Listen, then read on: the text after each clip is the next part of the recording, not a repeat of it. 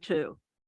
Prior to tonight's meeting, an executive session was held to conduct a personnel interview to confer with our charter school special counsel regarding a quasi-legal matter, ratification of a security contract, an update regarding the food service agreement, informational updates regarding student first transportation, and the student discipline matter. The board welcomes and invites public comment. You may address the board on agenda or non-agenda items. The first opportunity for comments at the beginning of the meeting is limited to agenda items only. If you choose to address the board, please fill out a comment card and hand it to Deputy Superintendent Ramos, who is scooting across the back of the room. And do we have any comment cards at this time? No. Ms. Ramos, we don't have any cards? Okay. All right. Comment cards are located at the podium near the door.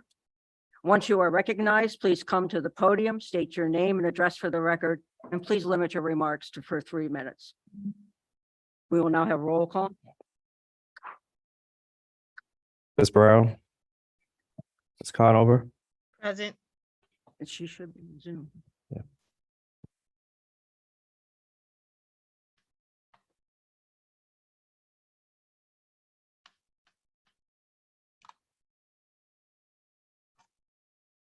Do we have contact with the people who are on Zoom? I said present. Did you hear me? I'm here. Can you hear me? Oh, it's just really loud. You hear? Try Is it- calling Ms. Conover's name Ms. again. Conover. Present. Roll call. Can you hear me? Oh, it's really faint. Over here. Ms. Harris.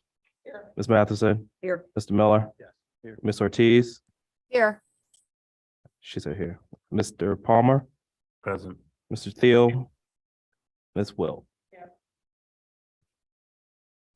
7 members present. Thank you. Will we please rise for the pledge to the flag and a moment of silence?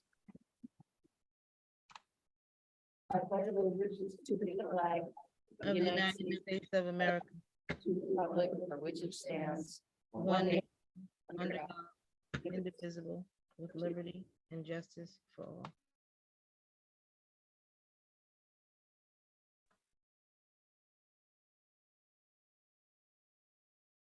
Thank you.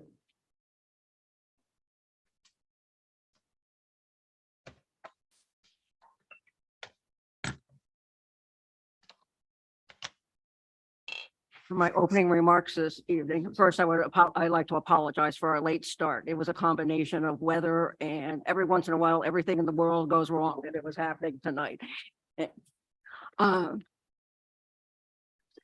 And I would like, in light of the season, to wish everybody a very happy holidays. I think we probably all need a break. And I hope you all enjoy being with friends and families at this time of year. I do have a very formal announcement to make.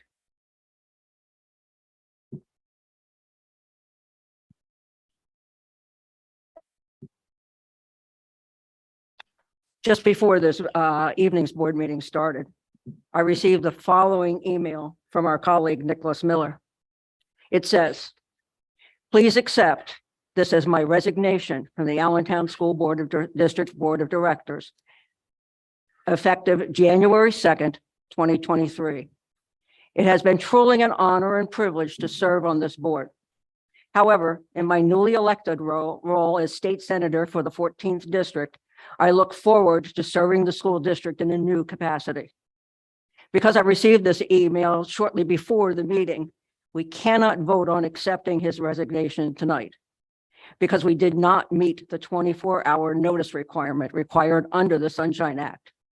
We could possibly vote to accept the resignation at our January 12th, 2023 Committee of the Whole meeting. We could advertise that date for board action if that is the will of the board. It's my understanding that we can start the search process in advance of the acceptance of the resignation, and I plan to announce that in my president's report. Technically, we have 30 days to fill a vacancy after the acceptance of the resignation, but I would like to potentially fill the vacancy during the month of January if possible. We would also have to schedule a special meeting to potentially interview candidates to fill the vacancy. We need to talk about the availability of the board to engage in the interviews during the month of January. The interviews must be held in public. And I'd also like to take a minute, now that I've made the formal announcement, to thank Nick publicly for the time and effort that he has devoted, especially in regard to our new elementary building, the Hayes School, in his work on the Allentown School Board. I know that we all wish him the best of luck in his future endeavors, and I am personally making him promise to support public education. Nick, thank you so much.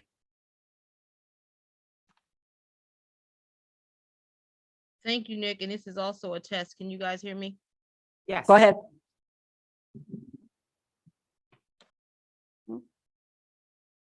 Audrey, if I may, just Yes. want to thank my colleagues, the current and previous. It's been truly an honor in the administration to serve in this capacity.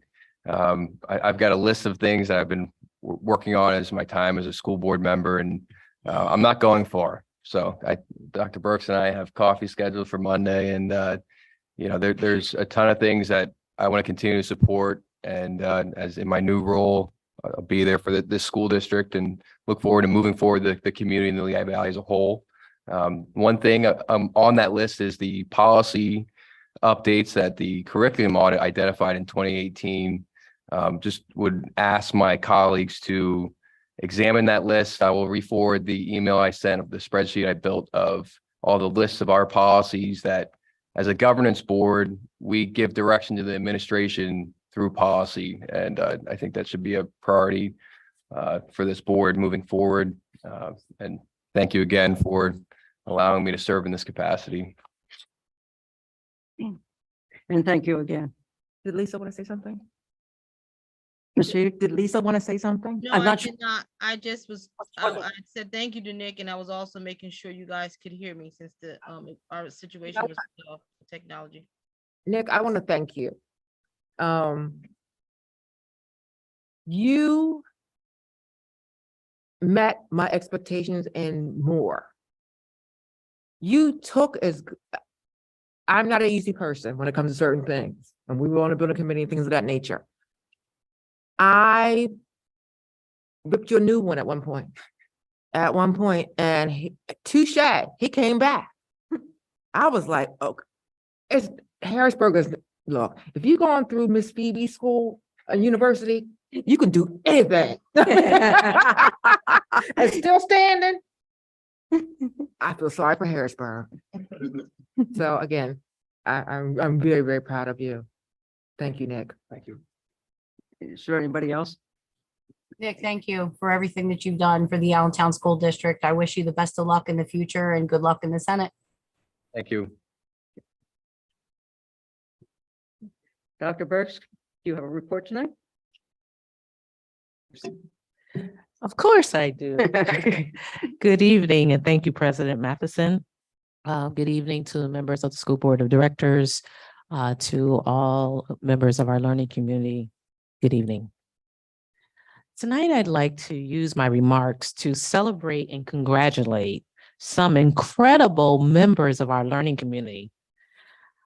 We're previewing a recognition ceremony or program tonight, in which we're going to honor the outstanding, sensational, creative, gifted, talented, and I could think about a million more adjectives, members of our learning community, including students, faculty, staff, administration, and we are branding it, "You Are the Light." And when we think of the light, meaning being an inspiration to members of our learning community coming together in the midst of waves and storms, and just like a lighthouse. So if you think about that symbol, the lighthouse, where again, when there's some terrain, you look to guidance and leadership. So we are branding "You Are the Light." And so many of my leaders in the room, Dr. Henry, we will be calling upon you to support him in this effort. And so tonight we are recognizing the following: individuals. So earlier this month, the Pennsylvania Statewide After-School Youth Development Network recognized Allentown School District for its outstanding work in developing, supporting, and promoting meaningful, high-quality after-school or out-of-school time programs to benefit children, youth, and families. The annual champion recognitions emphasize the importance of after-school and summer learning programs in the state. The Allentown School District was given After School Champion Organization Award, and it was bestowed upon the Department of Pennsylvania Department of Education. So let's give us a round of applause for that. But that was for us. Let's give us a round of applause. Woo! Tonight, we have team members who are recognized for their work with our 21st Century Community Learning Centers after-school program, 21st Century Community Learning Centers within the Allentown School District fund after-school enrichment in a district struggling to meet its students' most basic human and academic needs. This program supports academic enrichment opportunities during non-school hours for children, particularly students who attend high poverty and low performing schools, and also offers educational activities designed to help students with homework and improve their reading and math skills. Enrichment activities such as art, music, physical education, and science are offered daily. I want to thank the following members of our learning community: Asenia Perez, Heather Snyder, Kristen George, Brandon Vigo, Anna Mercedes, Laura Warman, and David George. Let's give them a round of applause.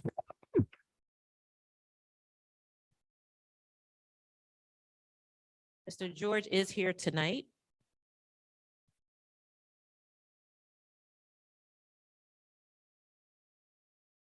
Again, the board members, just please stand up, please. Should I ask the board members to stand?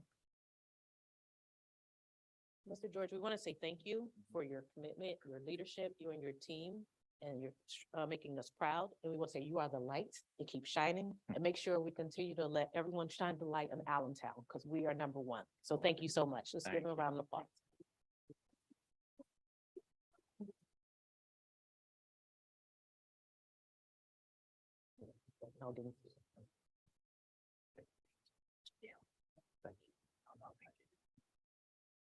He's going to take all the awards for members of his team, and thank you for braving the inclement weather to be here tonight. So thank you very much. We're happy you're safe, and we're honored to, and I'm honored personally to serve with you. So thank you so much. Thank you. You're welcome. Appreciate it. Thank you. Thank you. Let's give him another round of applause.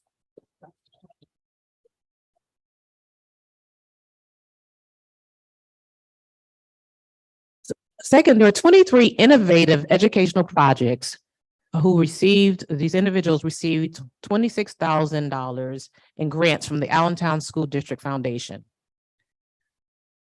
There are various projects that were awarded, and they're from our Teacher and Innovation Grants project.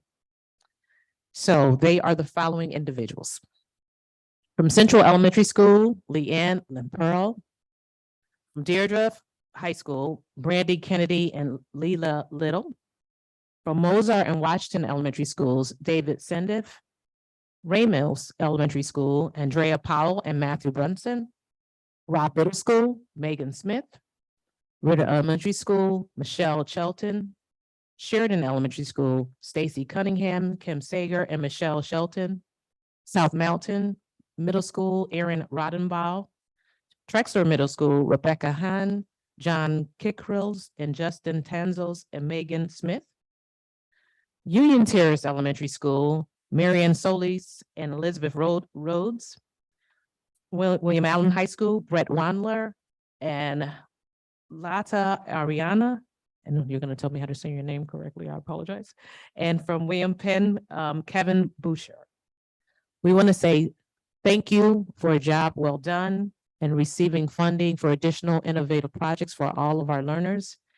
And these educators are amazing. So if you know any of these individuals, please give them a round of applause when you see them, a hug, a fist bump, a high five, because we are so excited about their efforts in ensuring that our students are receiving high quality educational experiences. So please give them a round of applause.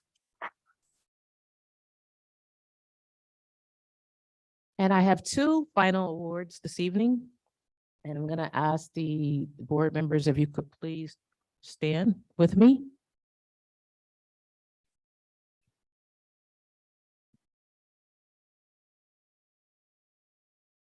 I was hoping that these awards were for me when I walked in the room. It's like, man, I like presents, but they're not for me. So I just want to say, and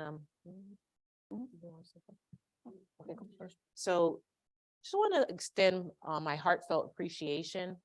And I speak on behalf of the district, and I'll speak for Ms. Madison, Absolutely. because she speaks on behalf of the Board of Directors, but for these two amazing leaders who have demonstrated countless hours of service, commitment, love, sweat, tears to our school district.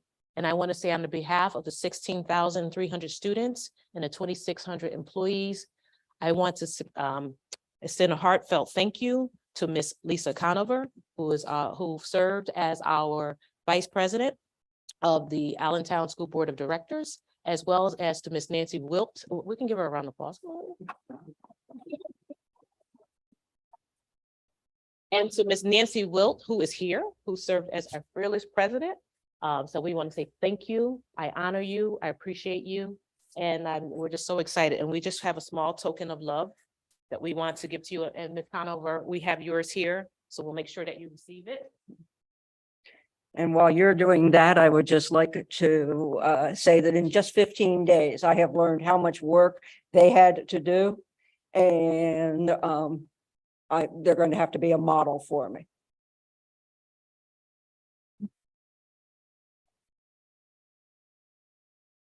Just wanted to do that. And I know Ms. Wilt said I didn't have to do that, but I think of all the countless, you can say, all the countless hours that our Board of Directors put in to ensure that the district is moving forward and on a path of continuous improvement. And I've sit on boards myself and I've worked with other school districts, but I haven't seen ever such amazing leaders who are so passionate and committed to this work. So I just want to say thank you and we honor you. And unlike Mr. Miller, you know, you guys just have to stay here a little longer. So, thank you. That concludes my presentation, my report.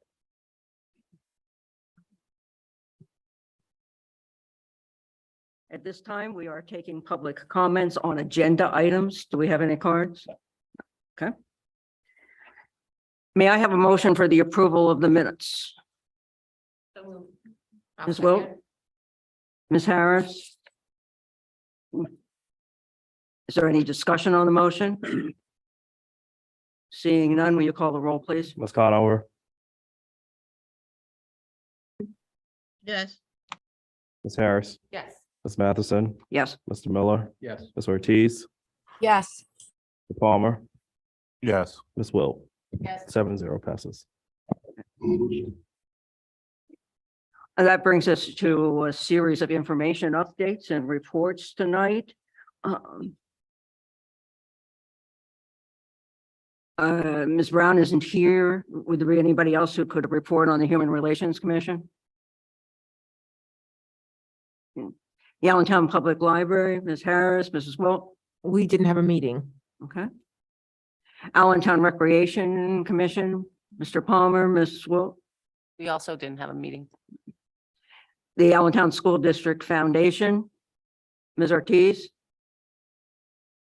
No report tonight. The Lehigh Career and Technical Institute report, because I attended that meeting last night. I would just like to congratulate 5 of our students. These 5 individuals have been inducted into the Lehigh Career and Technical Institute chapter of the National Technical Honor Society. That is honor society for students enrolled in technical schools. And they went through a very formal and very nice induction ceremony on Wednesday, December 7th. We have 5 students. We have Mincita Bautista Enriquez from Darif. She is a major in health and medical science.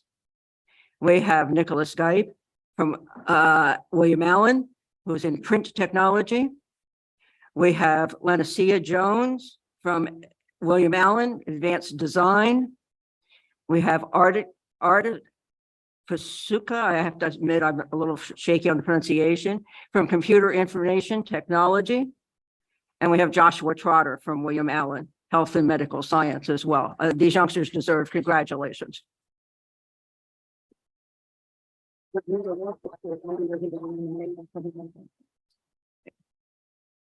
Other than that, I have nothing else to add about the tech, for the tech school, unless my colleagues have something. Okay. Safety Task Force. Ms. Conover, Ms. Harris, There isn't a report. and our student representatives that would normally be here. Pardon?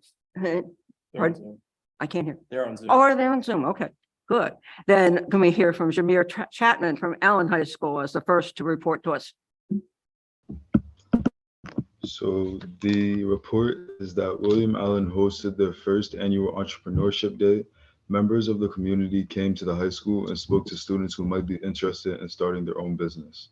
Plans are in progress to make this a monthly interaction and to set up mentors for students who are interested in pursuing their own business.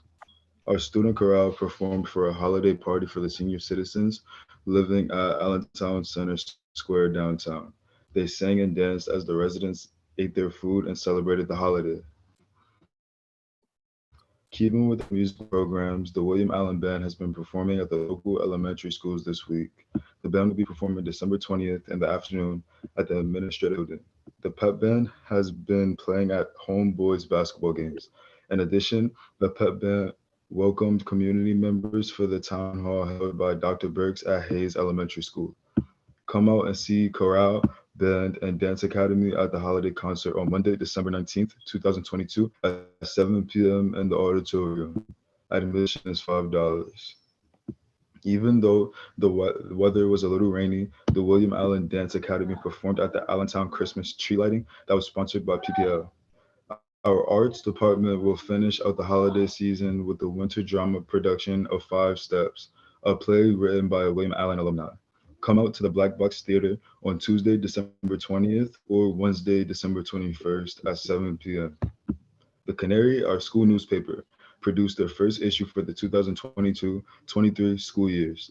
Copies of the newspaper can be picked up in the main office of William Allen. Our debate team has been in action with winning 2 of their last 3 debates against Emmaus and Dare. Volunteer and Motions are planning on holding a winter coat drive for community members who need a winter coat. More details will be posted on our William Allen website and social media channels. The Crafty Canaries have been learning how to crochet. They'll be making gingerbread houses on December 19th. The students made holiday cards that will be dropped off at the Phoebe home. This past Wednesday, select Black Student Union officers attended the Anti-Defamation League Youth Leadership Conference at the Pennsylvania Convention Center, where students heard a message from former white supremacist member Shannon Foley Martinez. Ms. Martinez now advocates for the implication and protection of Black, Jewish, Indigenous, Latino, immigrant, and LGBTQ+ voices, and uses her own platforms to advocate and educate about building better communities for a better tomorrow. Students attended workshops to discuss this topic and collaborate with others to try and develop an action and awareness plan to use to educate others and strengthen their leadership skills. Recently, our Gay Straight Alliance was awarded one of the Rainbow Libraries sponsored by GLSEN. The Rainbow Library is a GLSEN program that sends LGBTQ+ affirming text sets to schools across the country for free. The Rainbow Library features 10 book sets geared for grades K through 2, 3 to 5, 6 to 8, and 9 to 12. Titles are selected based on winning and nominated books for the Stonewall Award and the Rainbow Book List of the American Library Association, as well as recommendations from librarians, teachers, and students. William Allen's set is on display in the library and available as a resource for students and staff. Mr. Brett Wandler, recently received a TIG grant to be used in the electronic classroom to enhance his projects that he has created to engage students in learning skills to help with home improvements. Finally, winter sports have started. All our winter sports teams have been competing this month with wins for our boys and girls basketball teams and our girls swim team. Wrestling has had outstanding performance. Well, indoor track attended an individual earlier this month, and if you have missed the Canaries in action, there's plenty of time left in the season. This Saturday is crosstown rival games between Deerhoff and William Allen. Tip-off for girls varsity is 1 p.m. at the Deerhoff Gym and 2:30 p.m. for the boys varsity. And that concludes. Thank you so much. It sounds like you've been really busy over there. Kimberly Arias from Building 21, tell us what you've been doing. Hi, on November 18th, we hosted our annual Friendsgiving event, bringing families, students, faculty, staff, and alumni together to celebrate our community. This year, our building was packed with guests as we continued this tradition.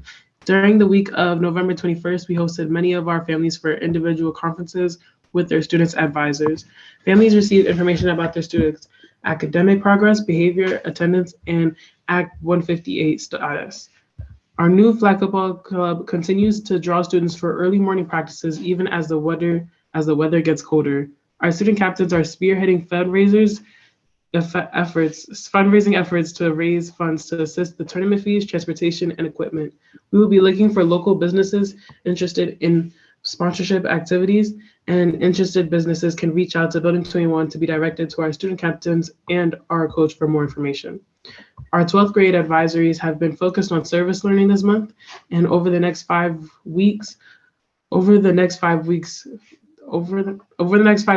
of students will be planning and delivering service to Sheridan Elementary School, the 6th Street Shelter, Good Shepherd Rehabilitation Hospital, a local animal shelter, and the Equilibrium Equine Therapy Program. You may have seen news coverage on Tuesday highlighting the work that Mr. Ward's advisory started at the 6th Street Shelter.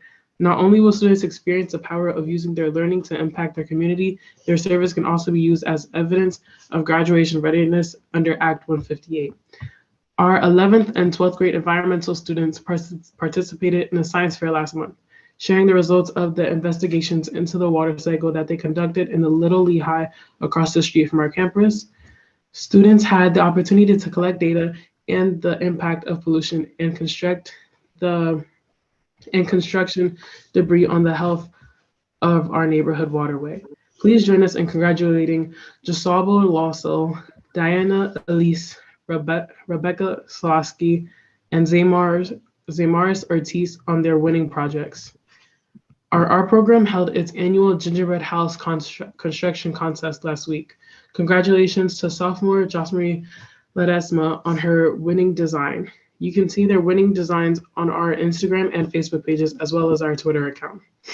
Next semester, our art department will be taking our annual spring fashion show to the next level with the addition of an artist in residence from Arts Quest. Thanks in part to support from the 21st Century program. Students in art classes and our after-school art club will be working with professional designers who will teach construction skills, model fashion industry best practices, and support students with the design and implementation of this year's show.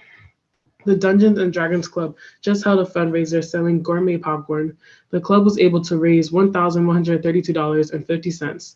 These funds will be invested into the club to enhance the play experience for our groups, including three-dimensional terrain elements and painted miniature figures to resemble players' characters. These investments will bring the tabletop to life.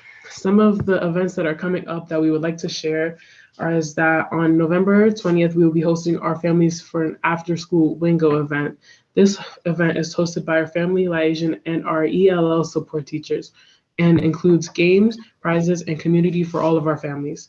We have a busy day coming up on January 19th. During the day, we will be hosting an instant decision day with LTRC. 45% of our graduating seniors have already received acceptance into post-secondary college and career programs.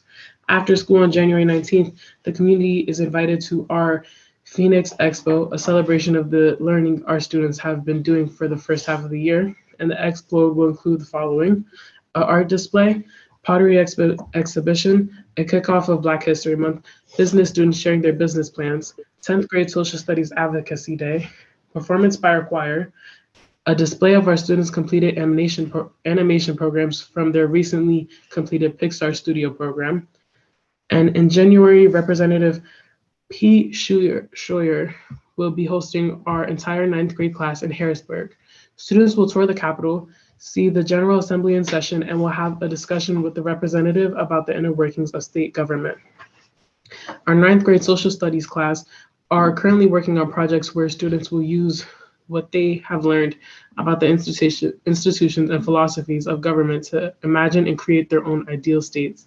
And this visit is part of the research that will inform their projects. And that is all. Thank you.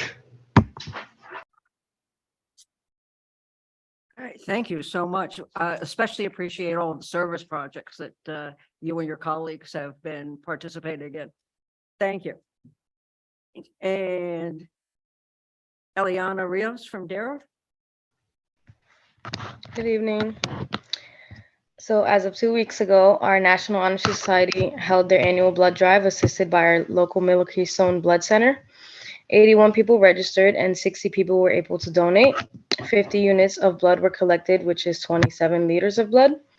And our district's very own Dr. Roth attended and donated blood, and we are grateful to all who assisted to help our National Honor Society members. Our Darrow Iraq Club is busy collecting winter attire. Beanies, scarves, mittens, and gloves are being collected and given to various shelters throughout the community over the winter holiday. Items can be lightly used or new and dropped off in Darrow main office. Majority of our donations are sent to 6th Street Homeless Shelter, Salvation Army, and the Allentown Rescue Mission. Our executive council held our bi-weekly meeting and had the pleasure to have Dr. Burks attend this past week. We all personally got to know Dr. Burks and her goals for our school district over some lunch, and students were able to express opinions and questions towards Dr. Burks for our concerns from our school and our district. Darrow's Key Club is holding their annual toy drive. New and lightly used toys are being collected for the Salvation Army in Allentown. All of the toys will be donated directly to the families of Allentown for the holiday season. This is our 4th year doing the fundraiser, and we collected over 200 toys last holiday season. Donations are finished on the 19th of December if anyone is still interested in donating. Our Spanish National Honor Society is selling hot cocoa cones, hot chocolate mix, chocolate chips, and marshmallows. Each sweet is $2 that students are able to purchase and send to a friend for Christmas gifts. The fundraising goes towards sashes for graduation and the induction ceremony for all Spanish National Honor Society members. In this past week, our senior class volunteered to help work lights in the parkway. Students and class advisors went out every night and directed traffic for a week, helped with ticketing, and had an amazing time. In that 1 week, the senior class raised $6,000. Our funding will go to our prom celebration, more senior fundraisers, class attire, and more. Also this past weekend, a few of our track athletes broke school records at our first winter track meet held at Alvernia University. Senior Jack Sanchez broke the 60-meter hurdle record with a new finishing time of 8.8 seconds. Kadwina Baini broke the girls' indoor shot put record with a new throw of 32 feet and 2 inches. Senior Danny Antar broke the indoor shot put record with a throw of 42 feet and 6 inches. And Richard Suarez holds the new school record for the 200-meter dash with 23.42 seconds. We are also proud of our Darrow Husky athletes. Speaking of athletes, this Saturday we are holding our annual Allen versus Darrow doubleheader basketball game. It will also be our Athletic Hall of Fame induction day for 3 former Darrow athlete standouts: Anthony Ross, Debbie O'Brien, and John Hughes. In 2000, Anthony Ross was Darrow's only 1,000-point scorer and was also featured as the Morning Call Player of the Year. Many say he was the best basketball player ever at Darrow High School. In 1976, Debbie O'Brien became Darrow's second 1,000-point scorer in basketball. And if you have not been to any athletic event, then you won't know who John Hughes is, but not only is he a former standout athlete, a Kiska Award winner in 1961, but he is also the president of the Darrow Alumni Association and a longtime supporter of our athletic program. You can always see him on the sideline with his camera around his neck, taking some of our best photos for our athletes. We are excited to host the games and induction ceremony this Saturday. Please come out to join us and cheer your favorite team on. Games start at 1 p.m. And that is all for Dareth. All I can say is, wow. Everybody has been so busy, and I'm so glad to know that our students are involved in so many different kinds of activities. May I have a motion for the approval of the Board of Directors report? So moved. Move, Ms. Will, I'll second. Second, is there any discussion on the motion? Well, I wanted to pretty much vote separately on the board of directors. Because we have what? We have 5 items. Yes. And are you saying you want to vote on each one individually? 2 items. Right. Or is there just, Items on the board of directors. Say it again. Superintendents. The board of directors. There's discussion and action items. There's like 5 items. yes,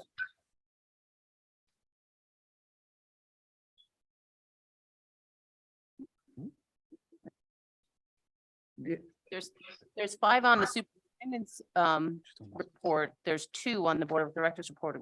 not the one I have, seriously. Not the one I have. I have A, B. The board of directors submits the following. for I have discussion. I'm agreeing with what Lisa is saying. I don't see it. I have A and B on my board doc. I don't even have that in It's, the um, packet. It's Ms. committee, Matheson, mine only has A, B, and C. Okay, so was something removed? I don't believe so. I believe that the A through E is correct. Mhm. But if What does the public have? Mr. Sultanic, I need a little bit of help. What do I do when the board members do not happen to all have the same copy? Okay, I Oh. see it when I pull up the report. I just didn't see the 2 exhibits. So Okay. my apologies for that. All right, so you do have all 5 items. I do see all 5. Do you see? them? All right. Ms. Conover, can you pull it up? I have it in front of me. You've had all 5 items. Ms. I have Ortiz, all 5, yeah, okay, so I have all 5 items, but there's motions. yeah, let's finish whether people have a correct copies first, and then we'll come back to your issue. Okay, so what you have on the screen is Yes. what I have. And so the question that I had, is this the same thing that the public has? Yes. Okay, so we're clear on that. Yes. Now, Right, but 1 second, Ms. Ortiz, do you have all 5 items and you're looking at the screen and you have access? I have it. It was in a different packet that I got like a couple days before the second one, but I do have all 5 now in this one. Okay, all right. Is there anybody else who is missing materials? All right, now, Ms. Conover, did you want to make a suggestion? so here's the thing, there's 5 items here. And I know how I'm gonna probably vote, but at the same time, I didn't want them all to be together, because if we say yes, then it'll be, you know, So are you asking that we if would we take? could do them separate, right? Can we do them separate? Um, No, because Are you making that as a motion to take them? yes, yes. There'll be a second to her The motion. reason why I didn't take it as a motion, because we took the motion like already to Motion accept it, right? So can we correct that, whatever we did? I'll second. All right, there's now a second to the motion. Is there any discussion on taking each of these items separately? If there is no discussion, would you call the roll, please? Ms. Matheson, No.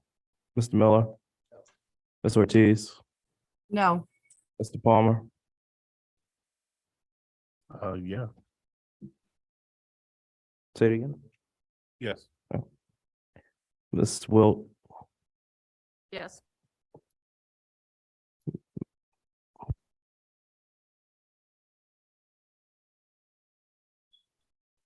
Ms. Conover, Yes. Ms. Harris, Yes. 4-3 passes. In that case, let's deal with item A. We'll take a motion for the approval of the standing and appointed committees.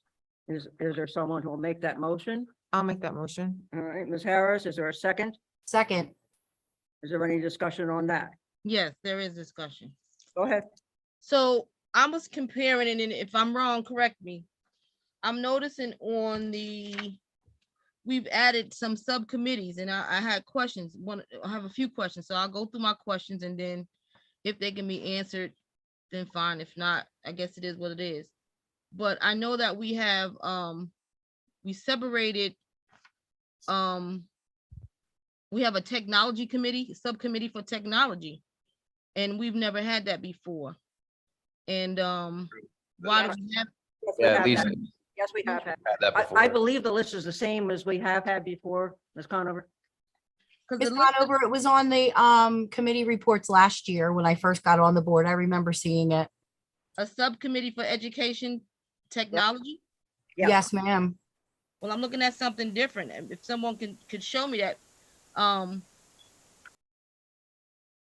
yeah, I've been here for a long time. I never saw that it was separated. I knew we had an education committee, and I knew that we had athletics, but there was nothing that was spelled out like this. And I was looking at last year's. And then the other question that I have, and again, this is a question. I'm looking at, there were some committees that were changed.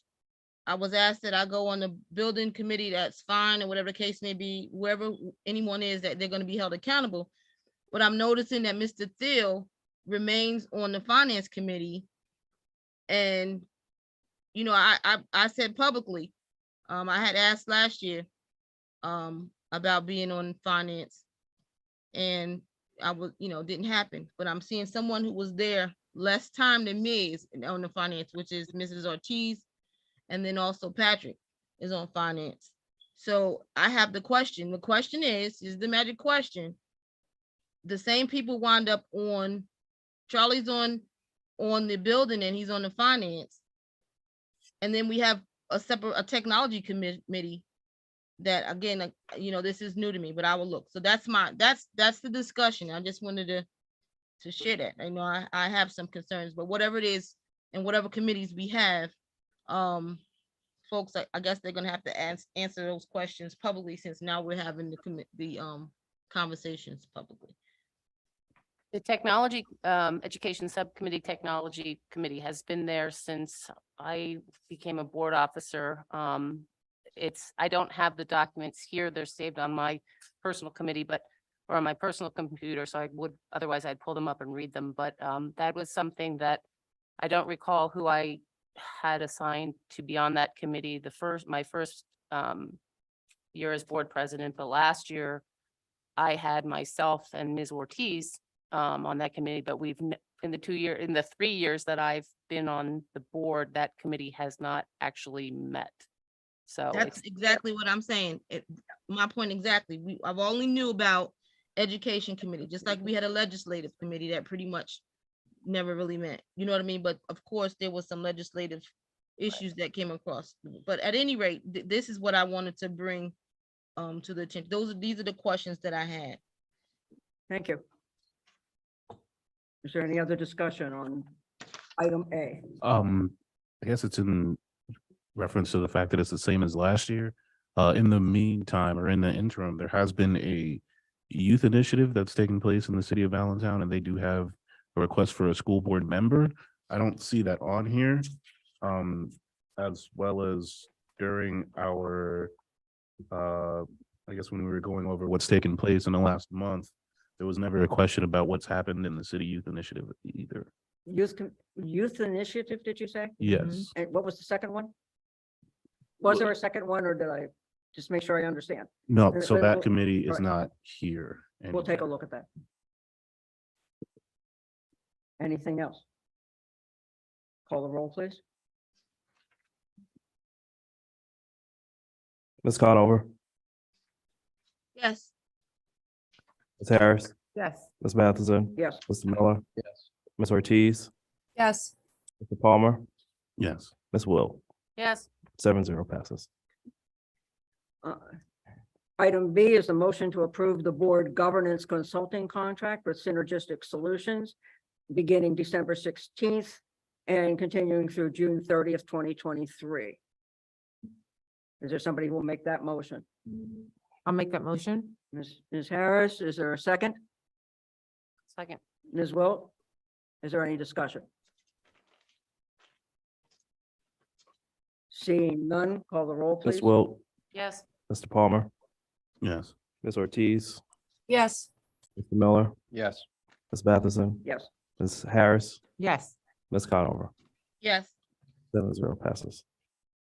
Item C is a motion to approve the collective bargaining agreement between the Security Professionals of America and the Allentown School District effective retroactively to July 1, 2021 to June 30th, 2026, subject to solicitor and administration approval of the final wording. There's somebody who would make that motion. So Ms. moved. Wilt? I'll Mr. second. Miller? Okay, is there any discussion on that motion? Seeing none? Please call the roll. Ms. Harris, Yes. Ms. Matheson, Yes. Mr. Miller, Yes. Ms. Ortiz, Yes. Palmer, Yes. Ms. Wilt. Yep. Ms. Conover. Yes. 7-0 passes. Item D, motion to approve the waiver of expulsion hearing, admission of facts for student ID. You can see the number. Heretofore executed buy-in between the district administration, the student, and the student's parent or legal guardian for violation of policy 218. Somebody would make that motion? So moved. All right, it's a second. Mr. Miller? Call the roll, please. Ms. Conover, No. Ms. Wilt, Yes. Mr. Palmer,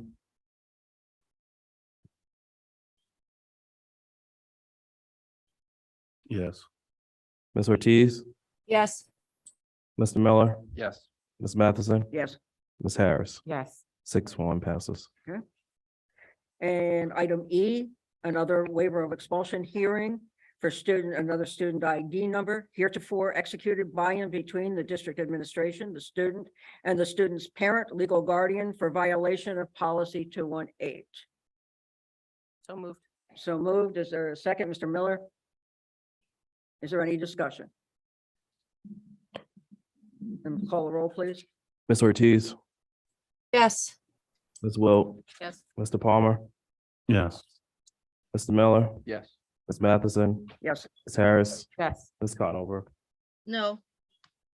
6-1 passes. All right. May I have a motion to approve the secretary and treasurer's reports? So moved. Mr. Miller, is there a second? Mr. Palmer? Is there any discussion on those reports? I wanted to make, hold on, I was muted. You guys couldn't hear me. Hold on 1 second. I was making a motion to pull Exhibit C out. I'm sorry, say that again? I was making a motion to pull Exhibit C out, to go separate, to separate these, to pull it and then vote on it separately. Give me a second. See if I'm on it.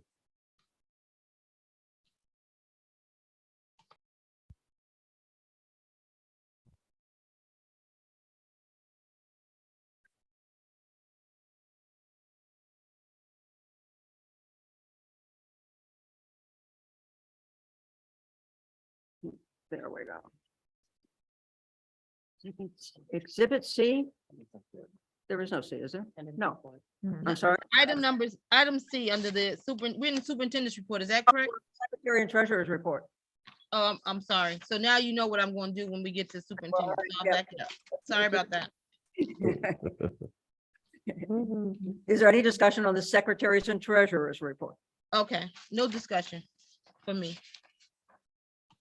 Seeing none, call the roll, please. Mr. Miller, Yes. Ms. Ortiz, Yes.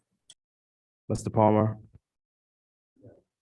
Ms. Wilt, Yes. Ms. Conover,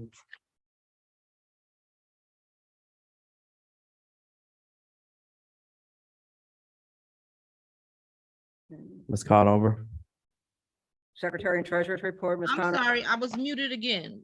I'm getting kind of slow with this button. Yes. Ms. Harris, Yes. Ms. Matheson. Yes. 7-0 passes. Now, if we look at the superintendent's report, if The treasurers. if there is no objection, We will vote on item C separately, but we'll do items A and B. Can I change my vote? Is there any problem with that? Then I'll take a motion to approve items A and B. So moved. Mr. Miller? I'll I need a second. second. I'll second. Ms. Harris for items A and B. Is there any discussion on items A or B?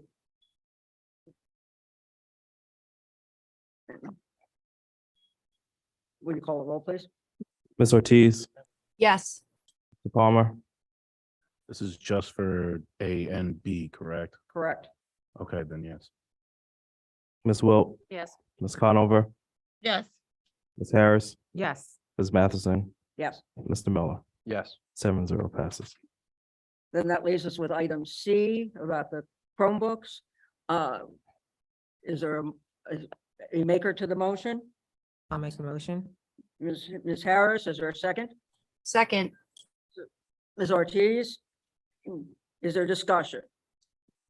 yes, Yeah. this, oh, go ahead, Mr. Patrick. Connors first, please. So the last time that we spoke about this, I asked where they were, if we could find them. Have we found where they are? Are they in children's hands or students' hands?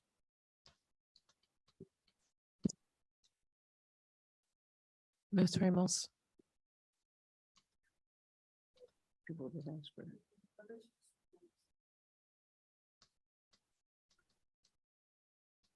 It's difficult to hear. Oh, she's talking back. Okay. I just figured that out.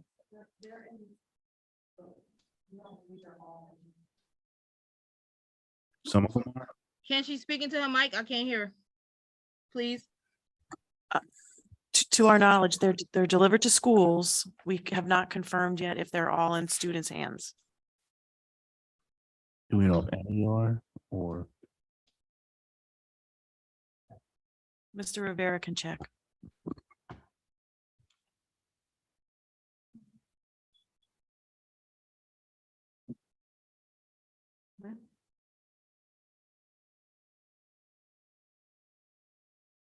We're waiting for information. Ms. Ramos, yes, Mr. Rivera, can he quantify that check?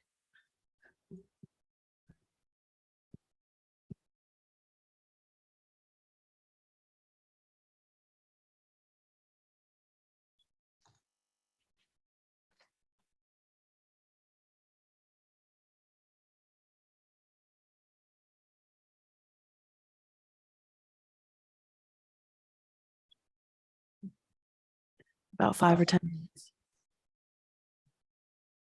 Thank you. You said about 5 or 10 minutes, we'll get an answer? Mr. Rivera is running a report right now to see if the devices have been assigned. It will take him about 5 to 10 minutes to run that report for all 300 devices. Then So we while can- we're waiting for him, can I go with my discussion? Do we have to wait? Ms. Conover, may I, please? Yes, Uh, ma'am. I'm going to suggest that we wait for that report and then same time move on and then come back to that item. Is that acceptable to the board? I'll call the vote. I'm sorry? I'm gonna interject here and call the vote. All right. I have to think how to handle that. So we have to vote on, Yes. Taking a all right, vote. So so we need a roll call and accepting to we move forward do to the vote roll on it. call on whether we will vote on this now or wait. Mr. Miller, Yes. Wait, can we just clarify so everybody knows what they're voting for? Yeah. The Please. only thing you were voting on is whether we should wait to get the information that Ms. Ramos was talking about and that Ms. Conover requested, or whether we just want to vote on this item now.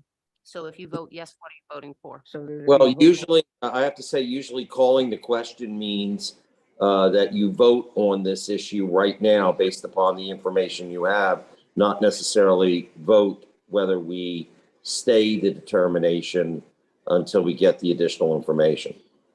Thank you for reminding me. I had forgotten about calling the question. That was the problem. Just want to make sure that everybody, that all of our Yes, well, colleagues. so now we're know. just calling the question. And there is no debate on that. Please call the roll. Mr. Well, hold Miller, on, wait a minute. Because I don't have a full understanding. If we're calling a vote, that it was open for discussion. I want to discuss this. No, there's no We cannot. discussion in We that. cannot. That's what Ms. There's no discussion. There's no Ever? discussion. Not on whether we are going to vote now or later. Mr. Miller called the question, which means that's the only thing we can do is to decide now or later. And that's your vote. If you vote yes on calling the question, we will, and that side wins, then we will not have any further discussion and I will go back to item C. If you vote no, we will wait until we get the information from the administration. So if I had went first, There's no discussion when I call the vote. There's no, yeah, just. oh, so whenever we don't want to hear something, we can call the vote. That's how this goes? That's the policy that this That's- board that's- approved. Okay, I got it. I got it. Parliamentary procedure. I just want to make sure I got it. Okay, go ahead. Okay, call the, we're voting on whether we want to call the question. Ms. Harris, Yes. Ms. Conover, No. Ms. Wilt, Yes. Mr. Palmer. I'd just like to clarify, You may if this not- gets you a, may not, this particular vote will not allow. okay, so yes. Okay. Ms. Ortiz, Yes. Mr. Miller, Yes. Ms. Matheson. Yes, The ayes have it. in which case we are going back to item C. On the subject of the computers. And may I have somebody to move that item? It's already on the floor. It is so- already on the floor, you're We're correct. just moving So it now to the later. roll call on We approving had- or Who was the maker and the seconder, Mr. Secretary? The maker was Ms. Harris, seconder was Ms. Ortiz. Is there any further discussion? So now she can Yeah. ask. me. You may ask. There you go. no, I don't think there's discussion on it. Yeah, I think so. We're Mr. back to the- Sultan? I believe the discussion will be permitted at this point. Okay, so item number C, the 88,623. Hello? Said Mr. Palmer was ahead of you. Oh, he was still, I'll wait to follow go up ahead, on go ahead, it. Mr. Palmer, no problem. He- I got He's time. right and you may go. Who's going? You can So- go, Ms. Conover. I'll wait till I get more information before I ask the rest of my questions. Okay, so the reference the 308 Chromebooks and the 308 adapters at a cost of $88,623.92 to support the comprehensive school improvement grant efforts. I have a problem with this. Again, the same problem that I had last week, and I found another problem tonight with us waiting. The first problem is waiting to get the information that Mr. Palmer asked for. We had a whole month or 2 weeks, I should say, and he didn't get it. So that's the problem. The other part is I'm going to go back to that policy 611. It's still 88,000, and I'm trying to figure out at what point are we going to hold, because we just conducted a vote based on a policy, right? And so when are we going to hold folks accountable for this policy that was definitely violated, that policy 611, in which things should have been, we should not have had the cart before the horse. So that's the question that I have. I haven't gotten any answers as of yet. And I'm looking forward to getting some answers. Like, what are we going to do about it? What is the procedure? What are the next steps? What do? Or we just let people make an $88,000 policy 611 error and we just leave it there and go to the next thing? I don't know. So that's what I wanted to discuss tonight. Mr. Palmer? Did you still have a comment? I was going to wait to get my information before I ask, but in reference to what Ms. Conover was stating, I mean, I hate to admit it, but I feel like she is right about that. What is something that we would do? What do we normally do? What does the policy state? Because where would the line be, I guess? I know that this was an accident. I can understand that this was more than likely an accident, but I mean, how far does that go? I guess is my question. Okay. Is there any other comment? I would just say that I would hope that this is a learning experience for us moving forward. And that I'm glad to hear that the Chromebooks are in the buildings, and if not already, will soon be assigned to students, whether they're in classroom or to take home. I know we had questions of our business managers last meeting where we talked about the ramifications of what would happen if we voted this down and how we would have to return these devices, as well as potentially pay a feedback to the technology company. And so while I don't make light of the concerns of my colleagues, Ms. Conover or Mr. Palmer, I do hope that we can, moving forward, where we don't have these discussions again. I do think that this is something that we need to do to make sure that our students are given all opportunities that they can to utilize the technology that other districts have. So. Is there any other discussion? Seeing none, call the roll, please. Mr. Miller, Yes. Ms. Matheson, Yes. Ms. Harris, Yes. Ms. Conover, No, Ms. Wilt, Yes, Mr. Palmer, I thought the previous vote was to wait on this. We don't know. Okay,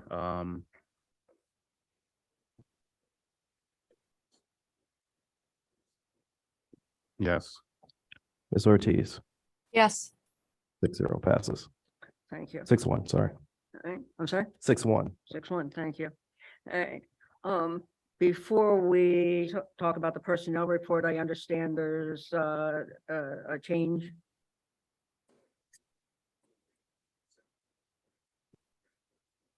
Madam Chair and the board, it is the recommendation of staff that you approve all personnel items except item 2C, item 1, and item 5A, item 1. Staff and the board requires further discussion before moving forward on these 2 items. Would you repeat the numbers, please? That is item 2C, item 1, and item 5A, item 1. So may I have a motion to approve the personnel report subtracting those 2 items, 2C, item 1, 5A, number 1? So moved. Mr. Miller moves. Is there a second? second, Mrs. Wilt seconds the motion. Is there any discussion? Seeing none, call the roll, please. Mr. Palmer, Yes. Ms. Wilt, yes, Ms. Conover, yes, Ms. Harris, No. Ms. Matheson, Yes. Mr. Miller, Ms. Ortiz, Yes. 6-1 passes. Thank you. And, may I have a motion to approve the finance report? so moved, Moved by Mrs. Wilt. Is there a second? Mr. Miller? Is there any discussion on the motion?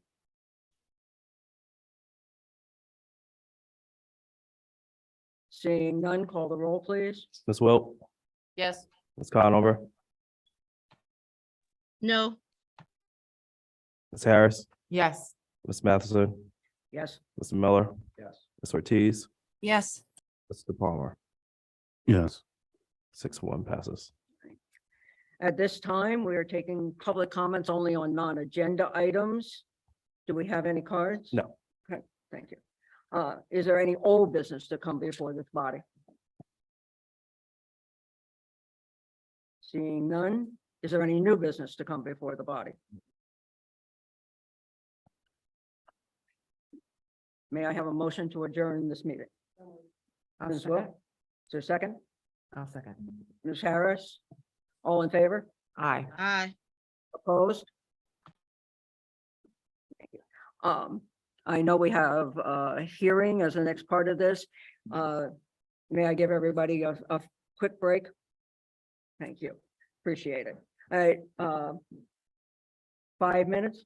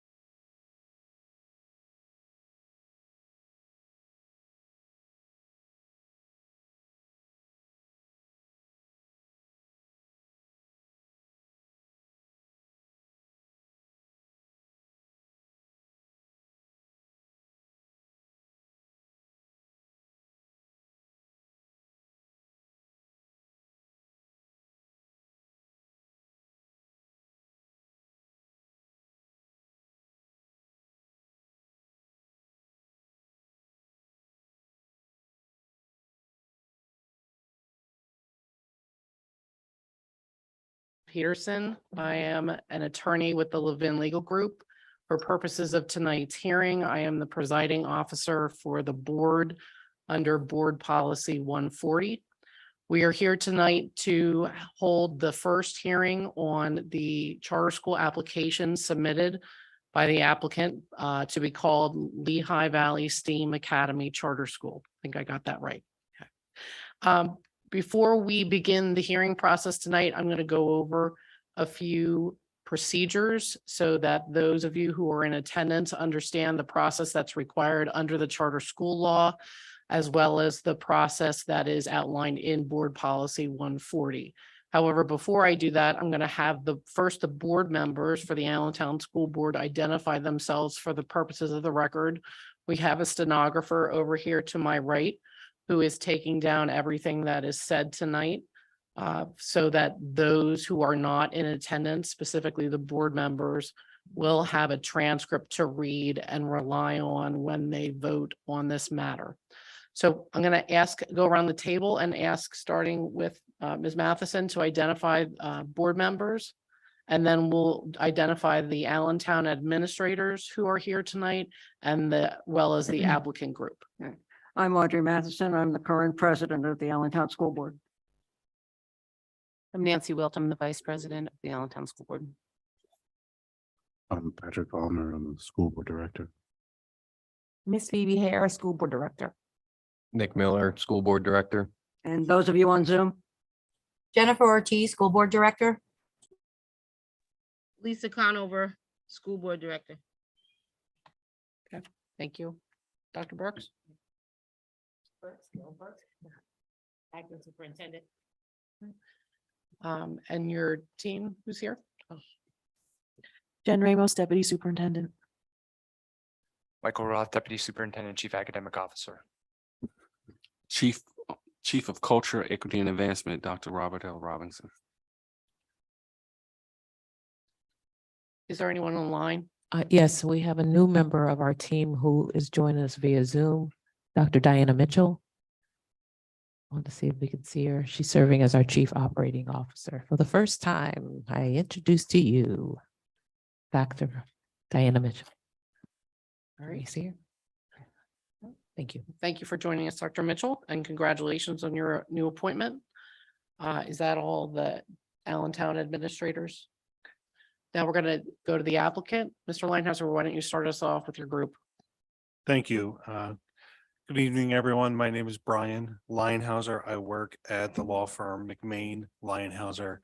I am the attorney for the applicant group. Good evening. My name is Dan Herbst. I am with American Reading Company. My name is Dr. Jan Solkov, and I worked on the application as a consultant. Hi, I'm Dr. Kathy Blauk, and I'm a curriculum consultant. Is there anyone else here from the applicant group who may be speaking tonight? If I may, Mike Wisman from Charter Choices may also speak this evening, and so I'm going to ask him to stand. Welcome. Anyone else? There are a couple of other members of the group. I don't know that they're going to speak. If they do, I'll have them introduce themselves if that's okay. Okay, that's fine. Thank you. All right. This hearing is being held pursuant to section 1717 of the charter school law. The purpose of this hearing is to provide information to the board so that they can make an informed decision about the application and whether it should be granted or denied.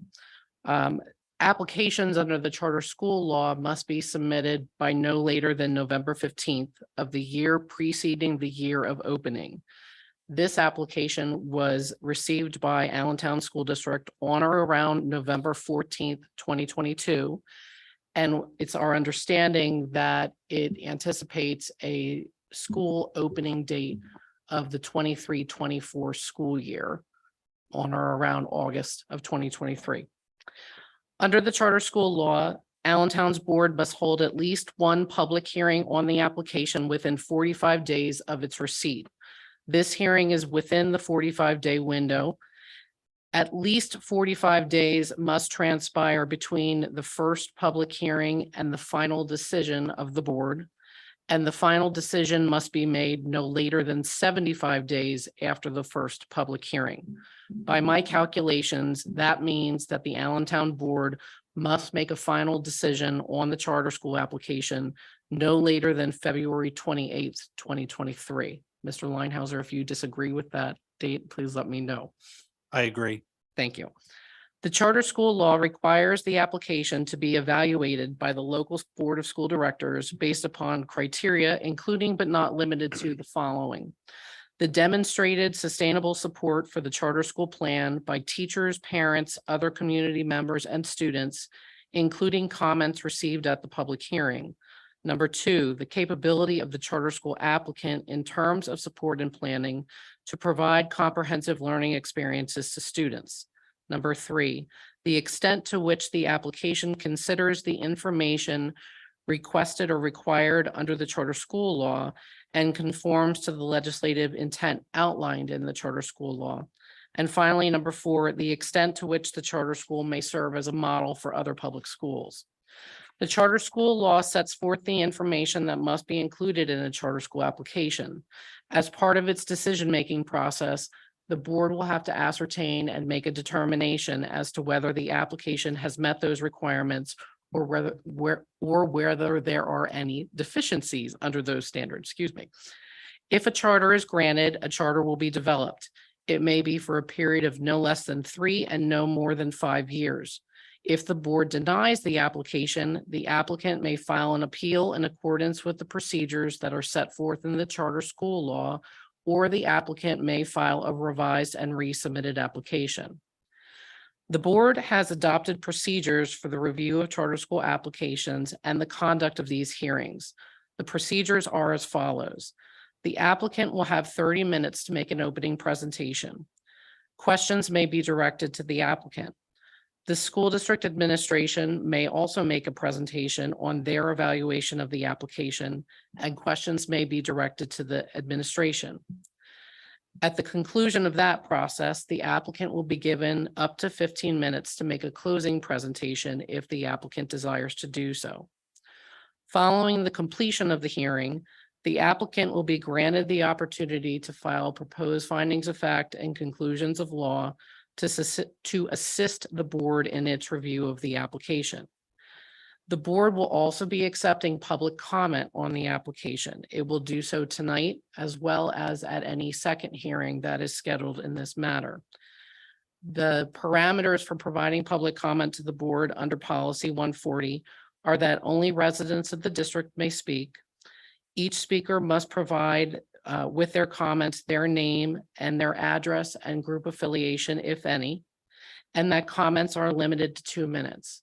If there is anyone in attendance tonight who desires to give public comment to the board, I would ask that you fill out a comment sheet that is over on the podium by the door to this room and provide it to Ms. Ramos. Her hand is up. And we will do public comment at the end of the process tonight, so you have time to fill out those cards. But I would ask that you do so while we are doing the other parts of this process so that we're not delayed. It is anticipated that a second hearing will be scheduled sometime either in January or early February. Tonight, we are going to hear the applicant's opening presentation. There will be some questions that are directed to the applicant to get some initial clarity on items that are in the application. And then we will take public comment. At that point in time, the hearing will be recessed and we will resume the hearing at that second date that's to be determined. And we will notify the applicant of that date. Mr. Linehauser, you look like you had your hand up. I do have a couple of questions. Sure, go ahead. So you confirmed one that you do anticipate a second hearing date. Correct. Will there be additional questions for the applicant at the second hearing date as well? Quite possibly, yes. Okay. Partly depends on what we get through tonight, as well as other things that come up as the review is ongoing. Understood. Okay. Thank you. So I just, again, want to remind everyone as we're going through this process for that one person can speak at a time. Because we do have a stenographer here, we want as clear of a record as possible. So please, it's hard to anticipate when questions stop or start. and when answers begin or end, but we will do our best to try to not speak over one another. Before we get to the applicant's opening presentation, I do want to mark a few items for the record. The application that was submitted on November 14th, 2022 will be marked as exhibit number 1. The letter dated November 18th, 2022 to the applicant's counsel advising of this evening's hearing and the deadline for supplementation of the record will be marked as exhibit 2. The applicant did submit supplemental materials by the deadline of November 23rd, 2022, and those supplemental materials will be marked as exhibit 3. And prior to the hearing beginning tonight, the applicant handed up a copy of the PowerPoint presentation that they are going to be giving as part of their oral presentation tonight, and that is going to be marked as exhibit number 4. So it's now time to turn the floor over to the applicant. Before we begin, I am going to have the court reporter swear in everyone who may be speaking for the applicant group tonight that you previously identified. All parties are going to testify. Please raise your right hand. Thank you very much. All members swear to tell the truth, the whole truth, and nothing but the truth in the matter of subject court. If you do, please say I do. I do. All members have been duly sworn in. Thank you. And let the record reflect that those who were sworn in were all of the individuals who were identified earlier by Mr. Linehauser, other than Mr. Linehauser, who as legal counsel is sworn to. I'm an officer of the court. Thank you. Perfect. All right, you may begin.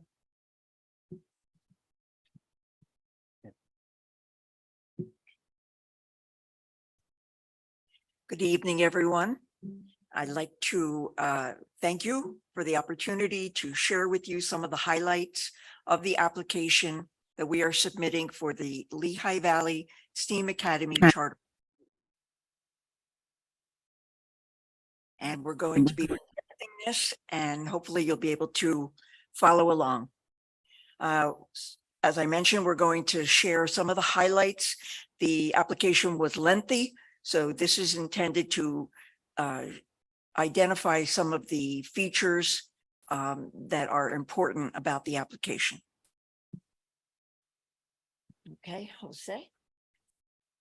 All right, our mission is to work with sustained partnerships from the higher education, after-school organizations, nonprofit community programs, local businesses, and government agencies.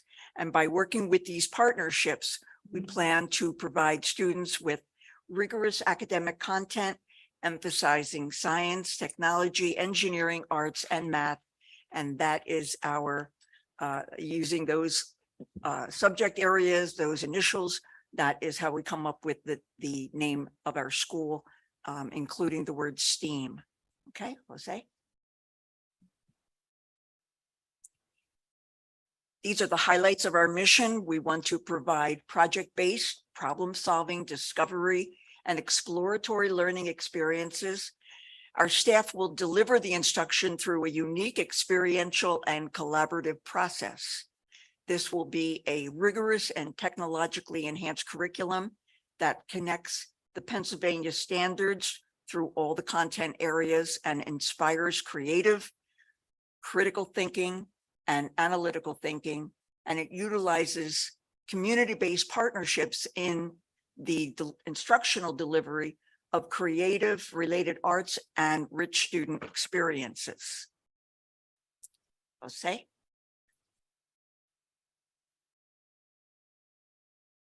Our vision is that our graduates will attain an awareness of the community and develop problem-solving skills, innovative thinking, and creativity. This will prepare them to contribute to society and attain success in their post-secondary careers. We'll say we have 3 key pillars of our approach and pedagogy.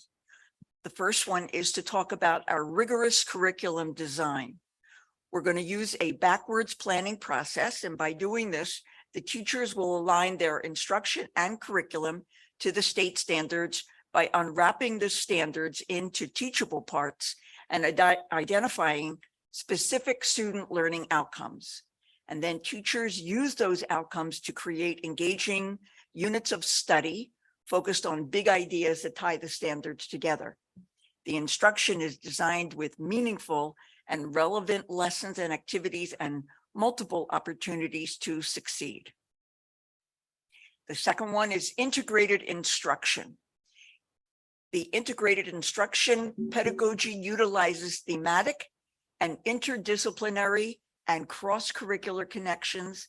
And this way, the students are learning in school to connect to their real life environment.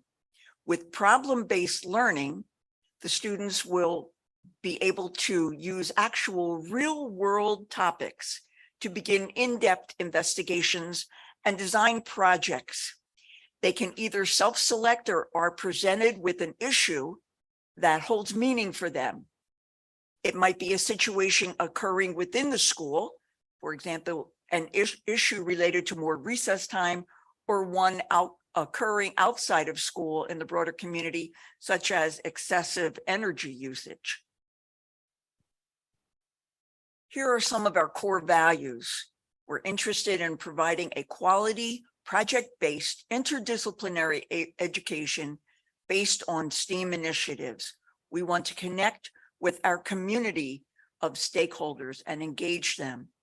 We intend to incorporate purposeful use of technology and develop and present STEAM-centric lessons aligned with the Pennsylvania framework and standards so that we can provide a STEAM education for all students. We want to increase the awareness of STEAM education throughout the community and to establish and maintain partnerships with businesses, industries, and higher education. And we want to increase the STEAM experience and support curricular and after-school STEAM opportunities for students. Perhaps you wonder why the Lehigh Valley STEAM Academy Charter School might be a good fit here in the Allentown School District. We plan to offer a specialized STEAM curriculum, methods of instruction, and professional development. And this is normally a costly program and requires time for a large district to implement. The charter school would be able to provide a way to present this education to the students in the community. We would have sufficient staffing and community resources will be readily available. We took an examination of the PSSA scores by calculating raw data from the PDE's website. We were able to determine percentages of advanced and proficient scores in math in 2021. The state average was 37.3%. And as you can see in grades 3, 4, 6, and 7, the scores here were significantly lower for proficient or advanced scores.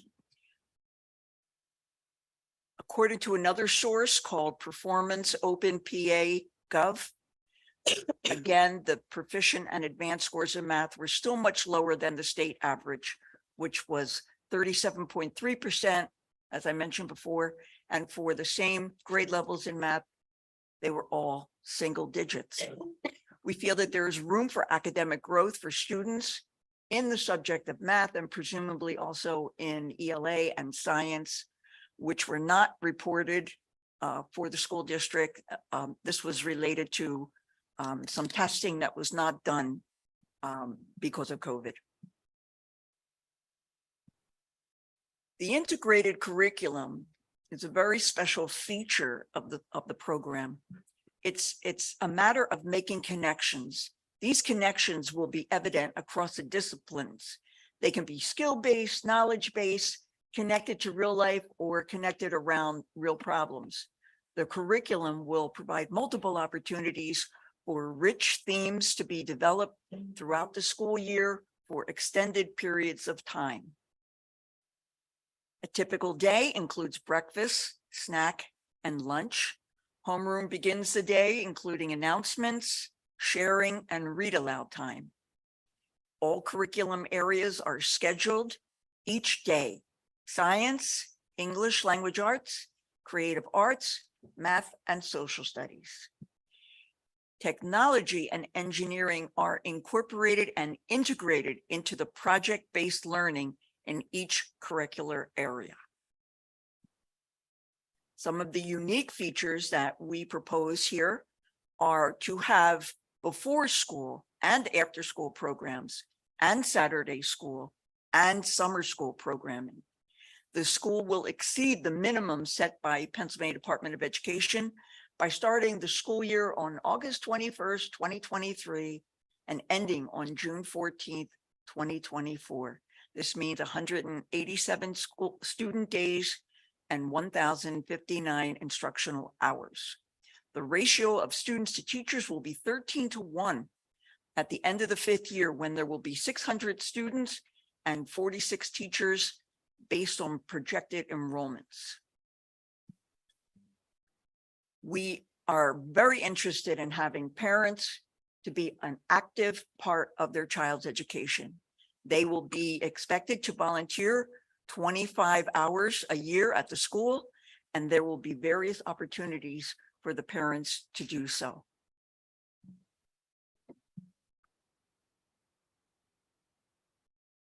Here are some of our expectations for the 2023-2024 school year. In July of 2023, students in grades kindergarten 1, 2, 3, and possibly 4 will be able to attend the Lehigh Valley STEAM Academy Charter School. A grade will be added each year until an enrollment in grades K to 8 is reached for the 2027-28 school year.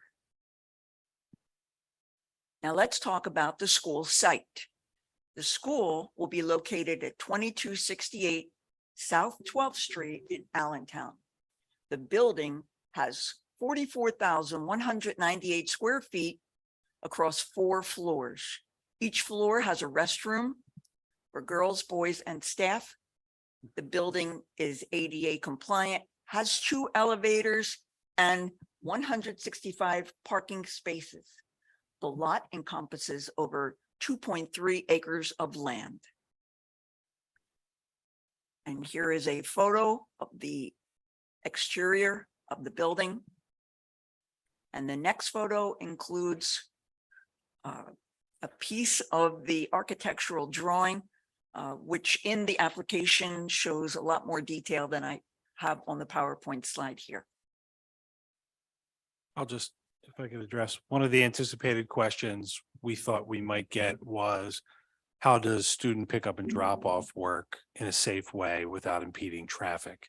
So we put a traffic plan in place, and this demonstrates that. It is, I have copies of it for the board to look at, but it demonstrates that student pickup and drop off, both parent drop off and bus drop off, will be on the site, not on the side of the road impeding traffic, and will not be and we'll have all the families go right out of our parking lot so that we don't impede traffic with left-hand turns or cause delays. Okay. The 5-year pro forma is focused on helping us accomplish the mission and the vision of the school that I addressed earlier. It also anticipates addressing the needs of special education students and English language learners. It is also focused on providing students the opportunity to excel beyond grade level expectations.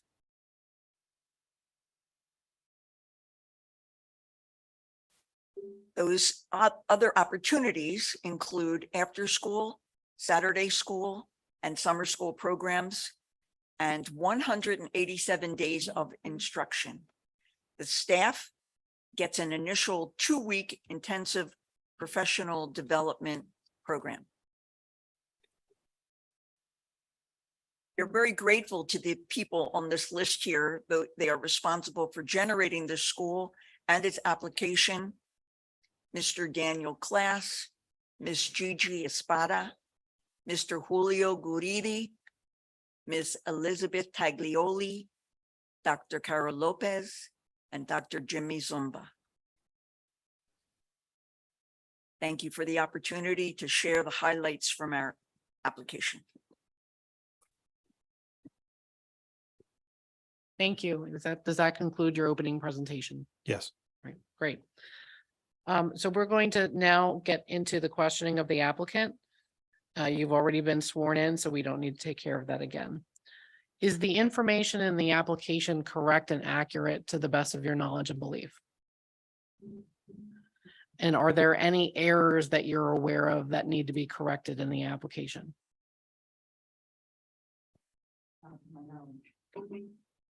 And can the board rely on the information that is contained in the application as it is determining whether to grant or deny a charter? Sure. Can the board rely on the information that is contained in the application that was submitted when it is determining whether to grant or deny the charter? Who prepared the application? The team identified on the last slide of our presentation all participated in some way in preparing or assisting in the development of the application. And when you say the last slide, you're talking about the slide that starts out with Mr. Daniel Class and lists Yes, 7 individuals down to Dr. Jimmy Zumba. that's correct. And in addition, we consulted with the Harrisburg STEAM Academy Charter School. This school mirrors the school that they have opened that was approved by the Charter School Appeals Board last year, 2021. Yeah, that's still last year. And replicates it's still 2022. Replicates that school in this district. We consulted with Carolyn Dumaresk and Ron Tamales and their team in assisting to develop this application as well. And were Dr. Dumaresk and Mr. Tamales active participants in the preparation of this application for Lehigh Valley STEAM? They allowed us to review their application and answered questions for us in the planning process. And did the PA STEAM Academy Charter School Board take any action to agree to any sort of relationship or partnership with Lehigh Valley STEAM Academy? I don't know the answer to that question.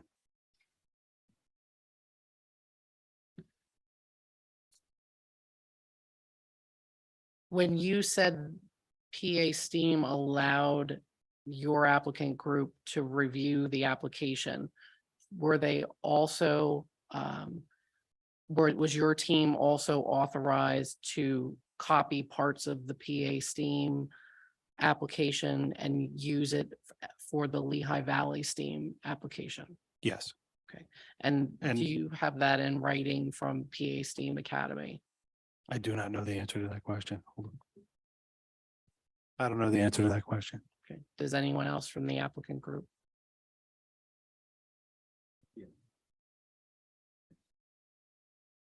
I'm sorry, you have to speak up because he has to be able to hear, as does the rest of the board. Another member of our team has indicated the answer is yes. Okay, can you identify who made that indication and make sure that that individual is also sworn in? That's Mr. David Rank. Mr. Rank, welcome. Can you swear him in, please? Thank you much. You swear to tell the truth, the whole truth, nothing but the truth in the matter set before you. You say I do. I do. Thank you very much. Witness has been duly sworn. Okay, thank you. Mr. Rank, what was the information that was conveyed that you're aware of regarding whether PA STEAM Academy gave Lehigh Valley STEAM Academy permission to use any portions of their application? I met with the Pennsylvania STEAM Academy over the summer. Can you move closer? Sorry, you have to be able to be heard through the mic. You feel free to pull up a chair. Or you can use the podium. I met with the Pennsylvania STEAM Academy over the summer. We discussed utilizing their application with us here in the Lehigh Valley. They agreed to do that. And potentially, there might be a future relationship depending on how we work this out right here with opening here in Allentown. Okay. And did you meet with the board of the PA STEAM Academy last summer? Not at a board meeting, but I did meet with the board. Meaning I met with people there, just myself, just so you know. You met with board members outside a correct. formal board meeting? That is correct.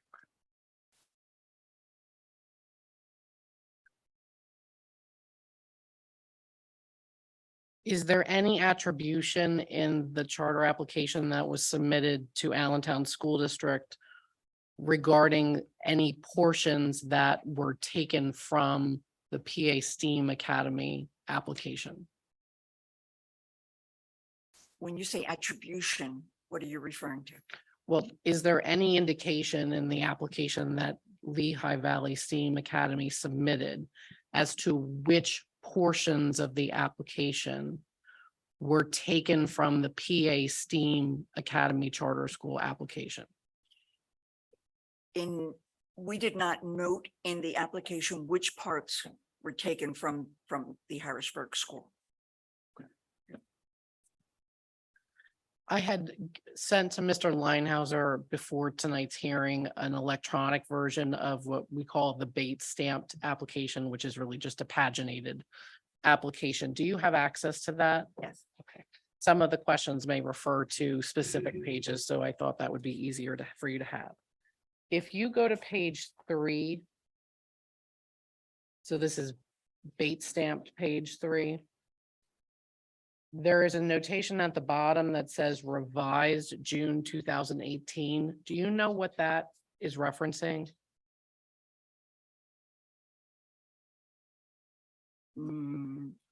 No, I don't. I believe that is the form from Pennsylvania Department of Education and that their form had been revised. So let's just talk a little bit about some of the basics of information so that the board will make sure we're on the same page. You are proposing to open a charter school that in its first year would enroll students in kindergarten through grade 3. Is that accurate? Yes, with the possibility of grade 4, so that depending on our enrollment numbers. And when will that be determined? I'm not sure. You know, Brian? After receiving the charter, we'll have to contact the pre-enrolled families and determine and begin the enrollment of students. We won't know how many students enroll until after the charter is granted. Sitting here tonight, now that you've filed the application, are you asking to be able to open with grades kindergarten through 3 or kindergarten through 4 next year? The application reads kindergarten through 3. Is it your proposal then to add 1 grade per year thereafter? Yes, And ultimately you want to be a kindergarten through 8th grade school? that's correct. Are you anticipating adding high school grades at any time? No, 8th grade, if you received a charter, 8th grade would be added in year 6 of the charter. Is that accurate?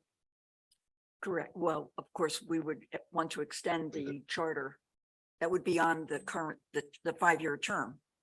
That would be. looking- Yes, that would be after receiving a first renewal. So by the year 5, you would be a K through 7th grade school. And if you received a renewal charter, then you would add 8th grade in year 6. Is that correct? Or if the district fails to act on the renewal of the charter and the school continues to operate under the original charter, we would anticipate adding the 8th grade in that 6th year of operation. Okay. So just want to be clear on the structure of what you're proposing. The opening enrollment you're anticipating would be 300 students, kindergarten through 3rd grade, correct? Yes, And then adding 75 students per year thereafter as the additional grades come online. yes, Just for clarity, the enrollment numbers are projections, not intended to be caps. What is the maximum number of students that can fit into the facility you're proposing?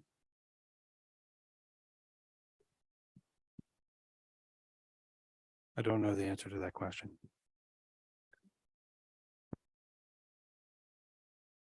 Does anyone else? 400.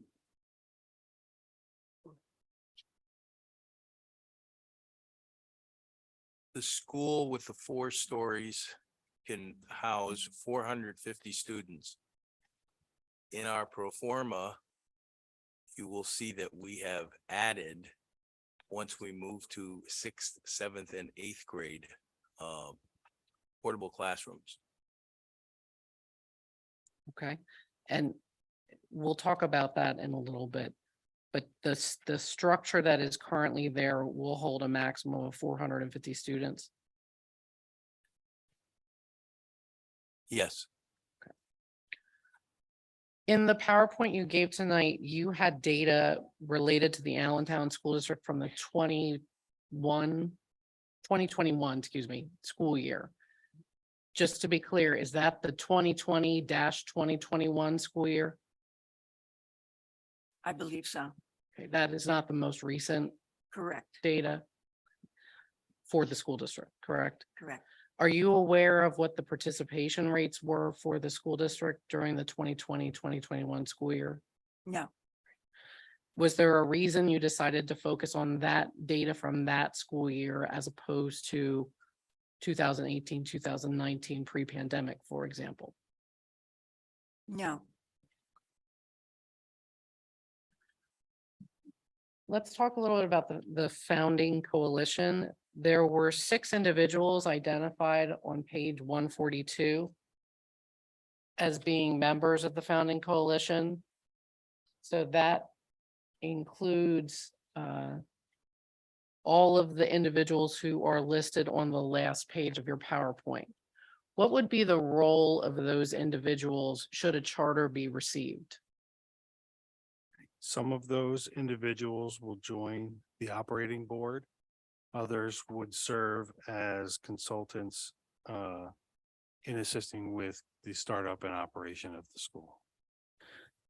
Who or which of those 6 individuals would serve on the operating board? That decision has not been made yet.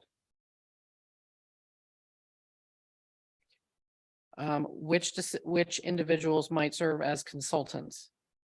That decision also hasn't been made yet. Would any of the individuals identified here be service providers to the charter school and therefore receive payment from the charter school?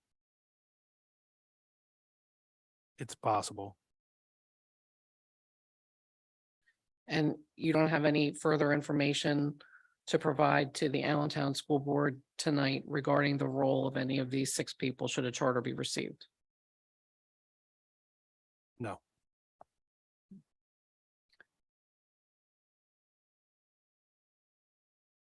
Do you anticipate that any of the 6 individuals would have direct contact with children at the charter school if a charter was received? It's possible, but any individual that would have direct contact with a student would, of course, comply with all necessary background investigations prior to having any direct contact with any child. Have any clearances or background checks been submitted with the application? No. There are also 3 individuals on page 143 who have been identified as consultants, Mr. Carlos Lopez, Mr. David Rank, who's here tonight, and Dr. Janice Solkov, who's also here tonight. What is the anticipated role of those 3 individuals in the charter, should a charter in the charter school, should a charter be received? Those individuals would continue to serve as consultants in the startup and operation of the school, providing governance, training, and educational consultation services for the school. As you know, Mr. Lopez and Dr. Solkov have been part of the education community for forgive me, Jan, decades. Mr. Lopez serving as both a superintendent and an educator for his entire career, and Dr. Solkov as well. If all three of those individuals will continue to serve as consultants, do you anticipate receiving compensation for those responsibilities? We would pay them for those responsibilities. And has the type of services those three individuals, sorry, I'm speaking about you in the third person, but the three individuals that we mentioned been determined to date in terms of the scope of the services? There has not been a definitive determination on the scope of services. There's been no contracts prepared or entered into. It would be unwise to bind the operating board in advance of opening the school. They're willing and able to serve in the capacity of consultants. So when the operating board is formed after receiving the charter, they would then negotiate the contract with these individuals on the scope of services to be provided and the compensation that would go with that, which would then make those services subject to the Sunshine Act and the open records law for those contracts. But the scope has not been determined to date. No.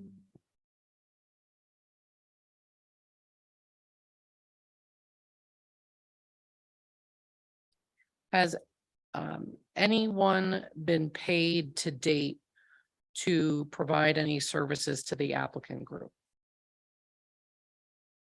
Yes, Who has been paid to date to do that, I have. other than you, Mr. Linehauser? I don't know the answer to that beyond my office. Okay. Does anyone on the applicant team know the answer to that? Yes, I've been paid a stipend to work on the application. So has Mr. Lopez. Anyone else? I'm not paid by the school at all. I think the application on that page 143 says that you, Mr. Rank, are currently serving as the board president of an area charter school. Which charter school is that? Innovative Arts.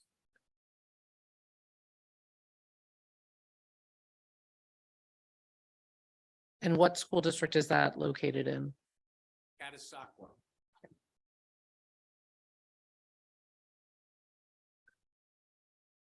The application also states on that same page that Pennsylvania STEAM Academy Charter School, Lehigh Valley Dual Language Charter School located in Bethlehem, and Innovative Arts Charter School located in Catasauqua. I should have read the application. I would have answered my own question. Support the applicant. In what, for the latter two, Innovative Arts and Lehigh Valley Dual Language, in what ways do those two charter schools support this applicant? Sorry, could you repeat the question? Sure. In what ways do Innovative Arts Charter School and Lehigh Valley Dual Language Charter School support this application or this applicant?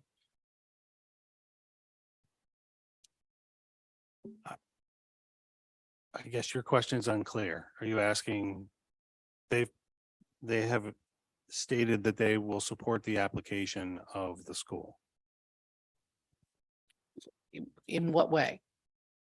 by saying that they support us applying for a charter in this district? Okay. Are Lehigh Valley Dual Language or Innovative Arts Charter School anticipated to provide any services or consultation to this charter school should a charter be received? I don't know the answer to that question because if you're asking, can we pick up the phone and call and ask them questions or for guidance or assistance? I assume knowing both those schools, the answer would be yes, we could if we had questions or things of that nature. If you're asking about contracted services to be provided or things like that, the answer is no. Did the respective boards of Lehigh Valley Dual Language Charter School and Innovative Arts Charter School take any action to provide some sort of support or other action related to your application? I don't know that they took official action. I do know that Mr. Rank has acted as a consultant in our application process. I believe one of the employees from Lehigh Valley Dual Language Charter School sent a letter of support as well. But official action from the board, I'm not aware of. Would Lehigh Valley STEAM Academy utilize a management company? When you say a management company, what do you mean? Well, would there be any sort of contracted management services, whether that is business management or some other type of management services? It would be anticipated that the finance management services would be a contracted services for the school, service for the school. As you know, Michael Wisman works for Charter Choices and assisted in the preparation of the finance projections for the school. His company provides financial management services, bill payment, billing of school districts, reimbursement requests to PDE and those types of service through a contract for, get the number wrong, at least 35 charter schools across the Commonwealth. At least 61 charter schools across the Commonwealth of Pennsylvania. Forgive me for getting that number wrong. And so it would be anticipated that we would contract out those services through a bidding process. Has that been determined to date? Well, the operating board has not been formed yet, so there has been no formal determination of that at this time. But you were asking, do we anticipate using them? I anticipate that we would use a service provider like that. And has a contract been submitted as part of the application with the proposed financial management company? I think I just said there has been no contract yet. We would use a bidding process to obtain a contract after the charter's been received. So, no. Is there any other company or consultant proposed to provide any management level services besides potentially Charter Choices? No. There were articles of incorporation with the application. Have those articles been filed with the Pennsylvania Department of State? Yes. When was that completed? I do not know. Is anyone proposed to serve as the school leader of the charter school? Not at this time. Are you, you meaning the charter school, proposing to hire in year one a CEO and a principal? Why don't you, in your words, tell us what the proposed school leadership structure would look like? I think we outlined the leadership structure in the application.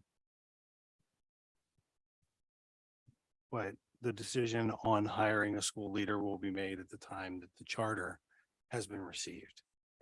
Mr. Lighthouser, I think the board would like a little more information about what your school leadership would look like in this public charter school that you're proposing, such as whether you are proposing in year one to have a CEO and a principal or some other structure. That's what they would like to know. I'm looking for the. Go ahead, Mike.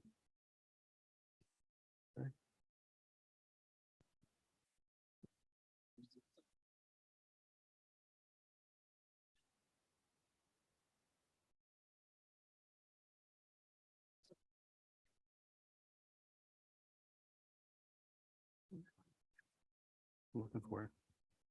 If you give us a moment, we'd like to find the organizational chart. Okay.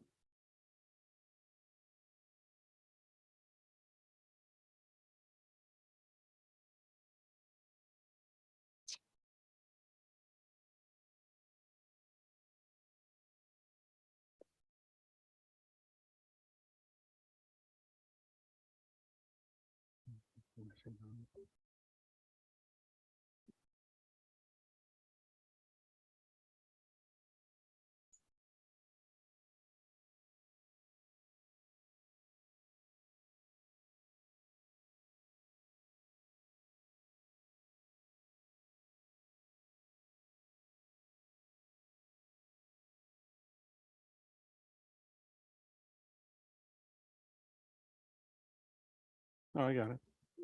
So in the budget document, and I'm sorry, I can't point to the organizational chart. In the budget document, though, we anticipate hiring one of each. A So is- CEO and a principal. in year one. That's how we budgeted it, yes. Okay. Is anyone proposed to serve either in the CEO or the principal position at this time? No, There were some resumes that were submitted in the app with the application.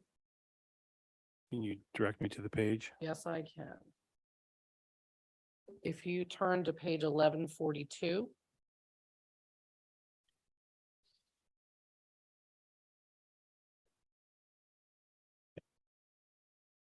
There were resumes in this section for a Lily Figueroa Murga, Dr. Solkov, Mr. Rank, and Mr. Lopez.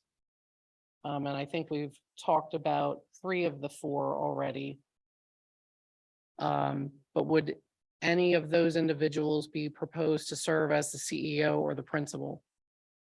So on page 1141 of the application, it says consultants and or potential school leadership. Right. So as I already said, Dr. Solkov, Mr. Rank, and Mr. Lopez will be serving as, or may serve as consultants to the school. Ms. Murga may serve as a school leader, but there are a number of factors that would impact that, including the length of the process to obtain a charter, availability of other leaders that may apply for the position at the time that we are seeking a school leader. Has there been anyone identified by the charter school to serve in any other employment positions with the charter school? No,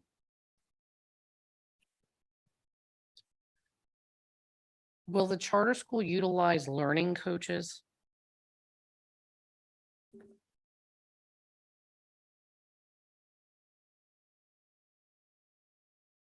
what do you mean by learning coaches? Page 172 of the application references learning coaches. And first, we're trying to figure out what position that is.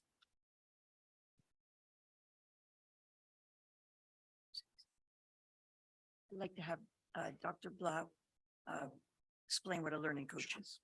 The learning coach is the additional teacher in the classroom or aide in the classroom who assists the teacher, and will have designated roles to work with students and to help them within the classroom. So it's a teacher and the learning coach or the success coach or other names that they're called, that they work in the room.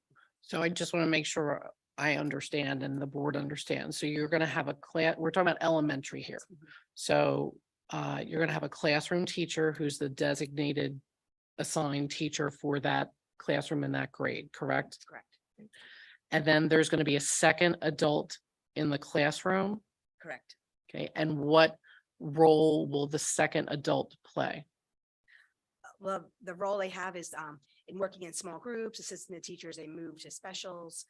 It's another adult who provides some contact with the student as well as assists in instructional learning. I didn't mean to cut you off, sorry. Is that person a teacher or an aide? Well, you can say it's like an A, but how we have used them at PA STEAM Academy, we have we have it higher than an A. There's a lot more expectations. They have roles they have to do. We provide training for them in order to be able to assist the students in more meaningful ways in the classroom. So they are engaged the full day with the teacher in the classroom as kind of co-collaborators and co-workers together. And you call that a learning coach? I just want to use the right terminology. It's, you're calling him learning coach. Okay, so the learning coach, would a learning coach be assigned to every classroom? Yes. No, hold on. No, sorry. In the budget document, in the first year of operation, we have teachers' assistants. And there's one per grade in the first year of operation in the budget. Is that consistent with your model? I mean, that's my understanding from what Dr. Blouch just said, was that you're anticipating that there's going to be a second adult in each classroom, but that's not the case in year one.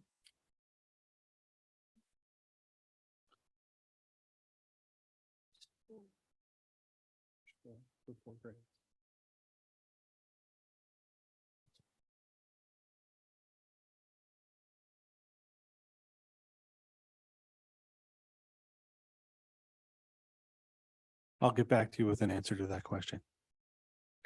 So nobody can answer the question tonight. Is that a no? That's correct. Okay. Is there any year in the budget where there is a learning coach allocated to every classroom?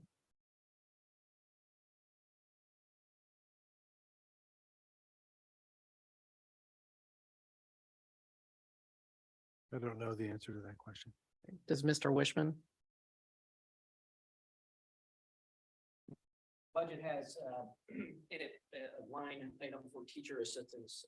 In year one of the school, it's 4, year 2, it's 6, year 3, 8, year 4, 9, year 5, 10 teacher assistants. Okay, and how many total classrooms are there in year 5? 18. All right.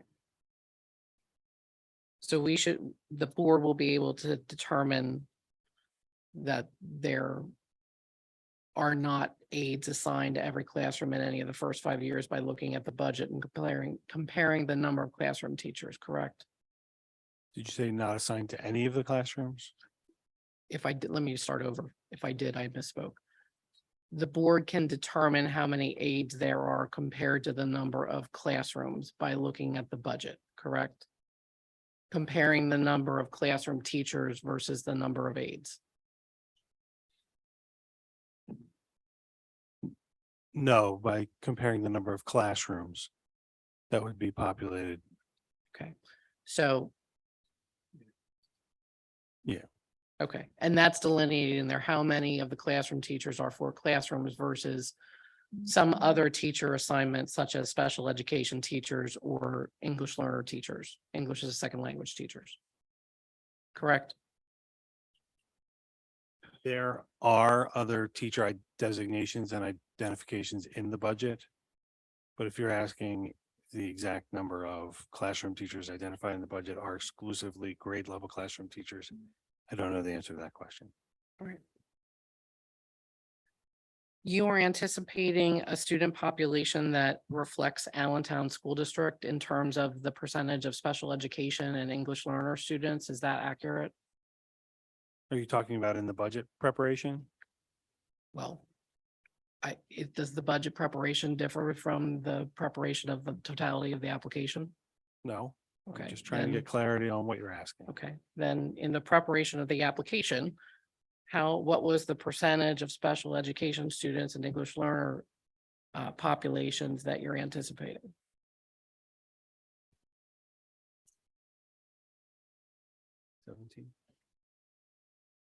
Dr. Salkoff believes that it is 17% was the anticipated special education population.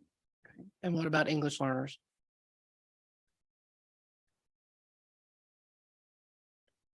I don't know what the anticipated population of English language learners is.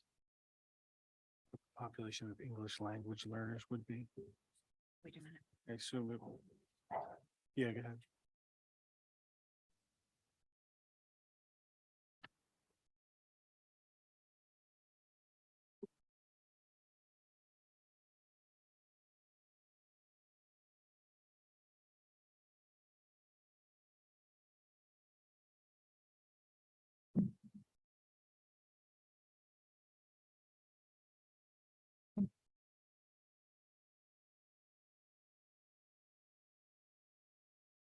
I don't have that information at my fingertips. I'll get that information for you. Okay. There are multiple places in the application where it's represented that the Carbon Lehigh Intermediate Unit would provide services to the charter school. At this time, what services or what is the scope of services that you anticipate the intermediate unit would provide to the charter school? That was actually listed in the application. I understand that Mr. Lopez spoke to the intermediate unit, and the names of the people that he spoke to are listed in the application. And has the intermediate unit confirmed that, strike that. There were different representations, different places. At one place, it said that all of the special ed services would be provided by the intermediate unit. In another place, it talked about the special ed related services being provided by the intermediate unit. And then there was also some references to health services and not necessarily specifically which health services would be provided by the intermediate unit. Can you confirm that you are seeking the full gamut of such services, special ed related services and student health services Can you, to be provided by the intermediate unit? can you point to the references in the application you're asking about, please? Page 90, page 176.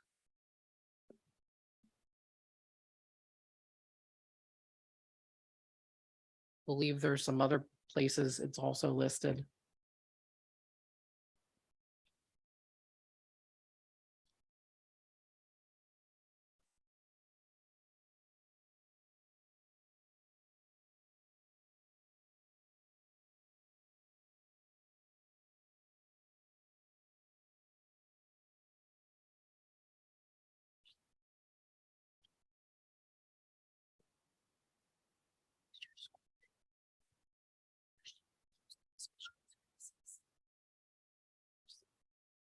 Page 90 and page what? 176.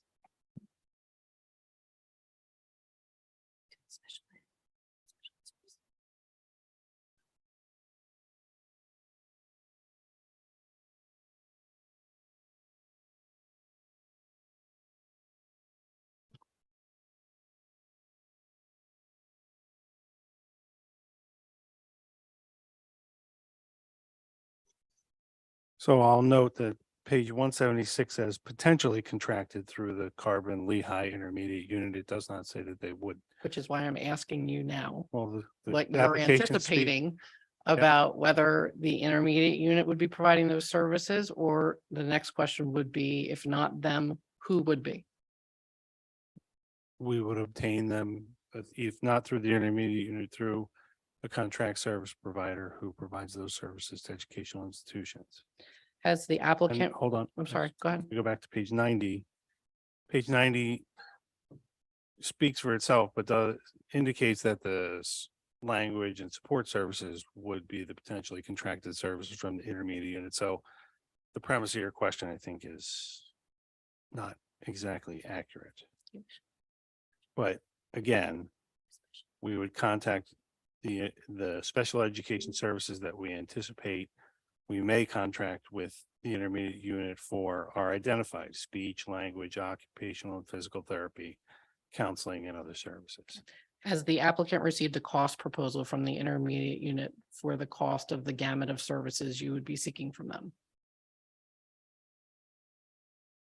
Since we do not know the population of students that we would need to serve and what their needs would be, I can't get an accurate proposal from the intermediate unit on providing services to the student population. I don't know if we need to have students with OT or PT needs, what the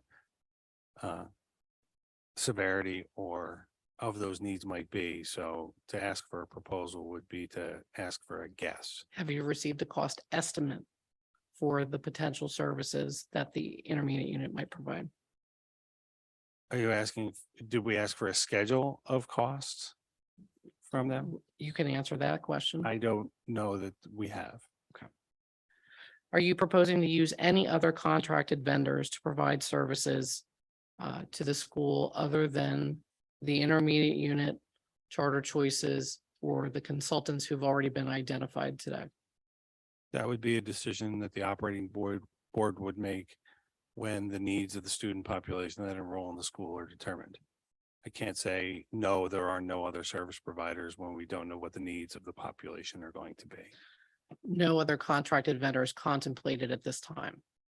Well, I could think of many contracted vendors that we may need, but without knowing the needs of the population of students, I can't say yes or no as to one particular service provider or another.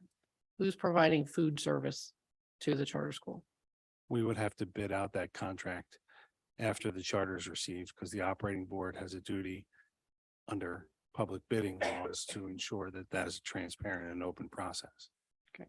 There are many charter applicants that identify in the application a vendor that they're proposing to utilize to provide food service, and the contacts that those individuals have already had with a vendor. Are you suggesting that that is improper? That they would suggest who they were going to use in their application? Yes. I'm not evaluating those applications, and so it's not my place to comment on them. Okay. Do you think you would have to bid it out before putting it in your application? Well, are you asking, we budgeted an estimate for what we were going to need for food service. So we anticipate that based on the experience and information that Charter Choices has obtained over its years of service to the charter school community. In terms of a specific service provider, I don't have to bid it out until I can't bid it out until the charter school has a charter. Who as an employee of the charter school would oversee any food service provider? I don't know the answer to that question. Ultimately, the CEO would be responsible, but are you asking for day-to-day supervision? Correct. I don't know the answer to that question beyond the CEO being Does responsible. anyone on the applicant team, since your counsel, Mr. Leinhauser, does anyone else on the applicant team know the answer to that? I would assume one of the cafeteria assistants in the budget might also oversee that. What did you say? I would assume one of the cafeteria assistants in the budget might also oversee some of that work. Are the cafeteria workers in the budget cafeteria aides? Cafeteria assistants? And what is the role of a cafeteria assistant?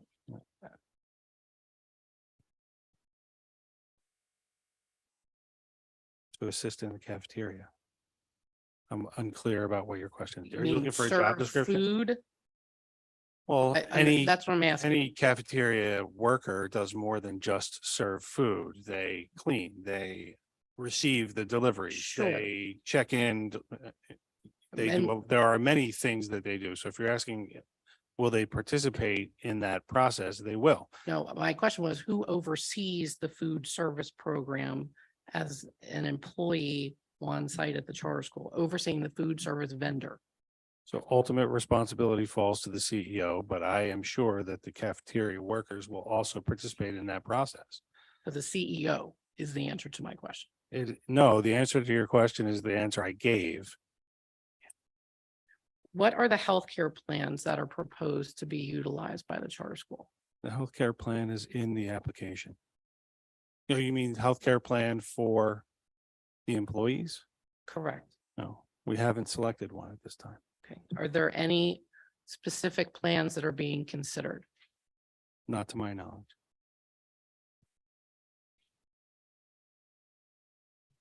We're getting close to the end and we're going to push through, I think, and then we'll take a break. The facility is the only facility contemplated at this time for use by the charter school, the location at 2268 South 12th Street in Allentown. Yes. So there are no other properties being considered at this time. Not to my knowledge. Page 136 of the application says that the founding coalition is aware of at least one other site for the school. Is that no longer the case?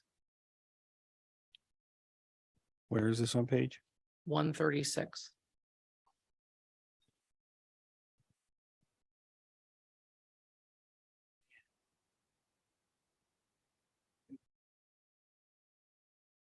So the application identifies the site that we anticipate using. As you know, this process can be lengthy. On the off chance the site is not available, we are aware of one other site that we could use for this school within the bounds of the school district. What is the other site? I would not be at liberty to discuss that because of the application identifies the site we're going to use. We've satisfied the requirements of the charter school law. Okay, so that is the only site that the board would be considering as part of your application right now, the 2268 South 12th Street. That's correct. Right. You had mentioned in the opening, some questions about the accommodation of 450 students in the existing structure that's on the site. And that the plan would be to use modular classrooms located on that same site in years 4 and 5. Is that correct? That's correct.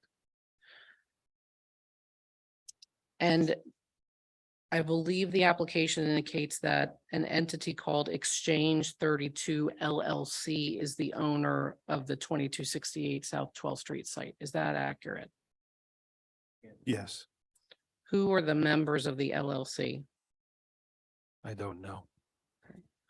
Mr. Abraham Attia signed the letter from Exchange 32 LLC listed as the manager. Is he the point of contact for the facility needs of the applicant? Yes. Do you know what his role is in Exchange 32 LLC? No. What is the existing structure that is located at that property? What was its use? I believe it was used as a school, a technical school. Are there any current tenants currently in the property? I don't believe there are. Do you know when the facility was last occupied? I don't know. Does anyone on the applicant team know besides Mr. Leinhauser? Yeah, it's been occupied. I think they. When Exchange 32 purchased the property, it was occupied, I believe they were working on that deal for almost a year. So I would guesstimate it was probably 2 years ago. Someone was in there. Okay, do you know what occupant was in there? The owner had a technical business, but I don't know the details of it, very honestly. Don't know. Is the Prior property, owner, I should say. I'm sorry, I didn't mean to cut you off. Prior owner, I'm sorry. Is the Exchange 32 LLC a new owner? Meaning was not the owner at the time the last tenant was in the building? That is correct. Exchange 32 purchased that building from the prior owner. Is the I property, don't know the name. is the property zoned for educational use?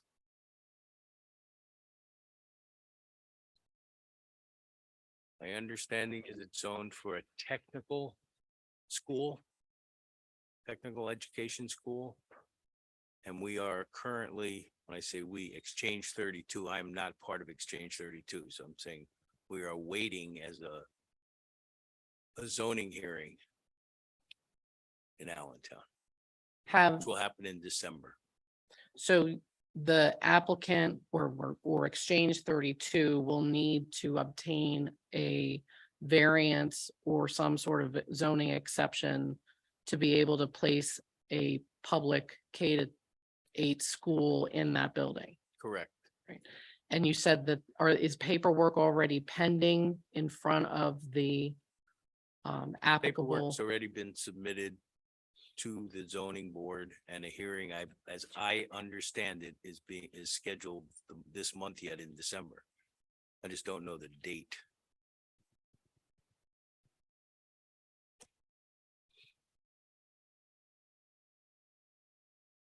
Thank you for that information.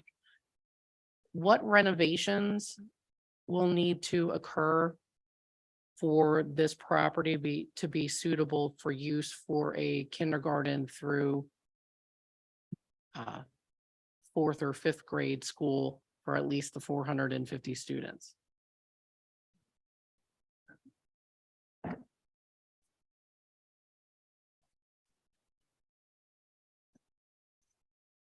The building being that, the fact that it was an office space, it had metal studs, so it was very simple to remove the walls inside there. We have drawings that, to the best of my knowledge, have been submitted within the application showing how we are in the process of doing it. There has been preliminary work in taking down the walls that are inside that building today. Based on the zoning hearing and where we go, we would put up the new walls on all 4 floors. Some of the existing walls that are there, obviously we're keeping for office spaces and so forth, so. Do you have a timeline for the renovations, assuming you get zoning approval? I'm being told that because we're opening K through 3, we should have that completed by July. And it's really contingent on what we get back from the zoning board. The intent is 3 to 4 months. And if need be, we'd work quicker. It's not me, I'm talking about Exchange 32 to get it completed. Who are the renovations the responsibility of Exchange 32? That is correct. Will the applicant have any financial responsibility for the cost of any of those renovations? Just in terms of the rent. So the renovation cost will be rolled into the rent That is correct. fee.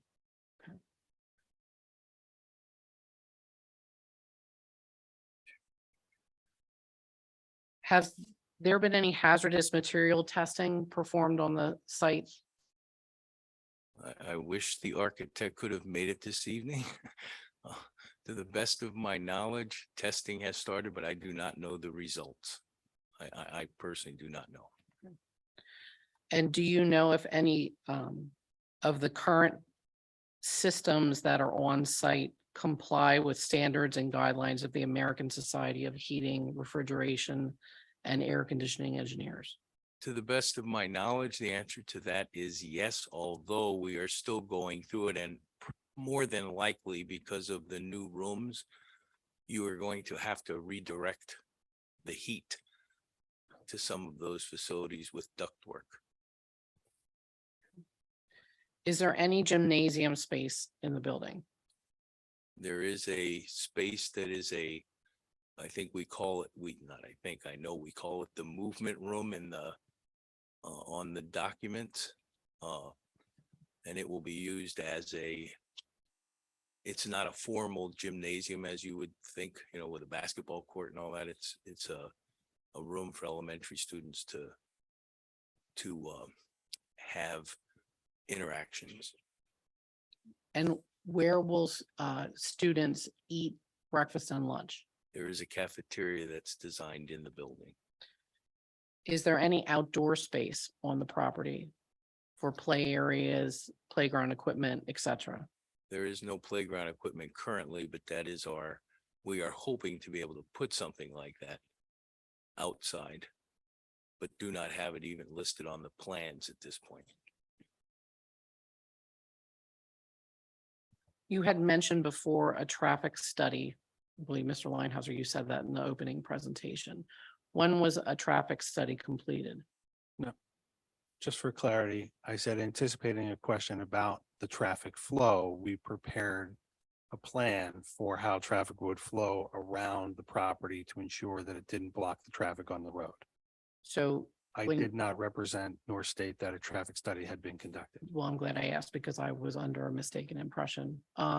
So when you say do you mean the applicant has put together a proposal for how traffic would flow? The property owner prepared it and shared it with us. And I assume then the answer is a formal traffic study has not been prepared by any engineering or other company? I don't know the answer to that.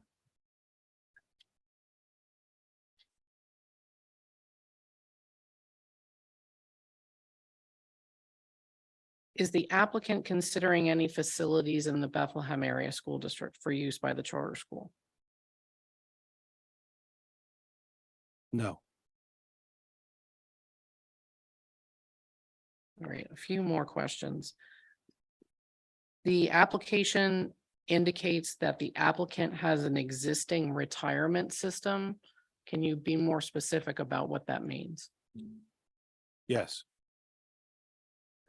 The plan for the board would be to prepare an application for a 403B plan that has previously been approved by Peasers for other charter schools in the Commonwealth of Pennsylvania to utilize.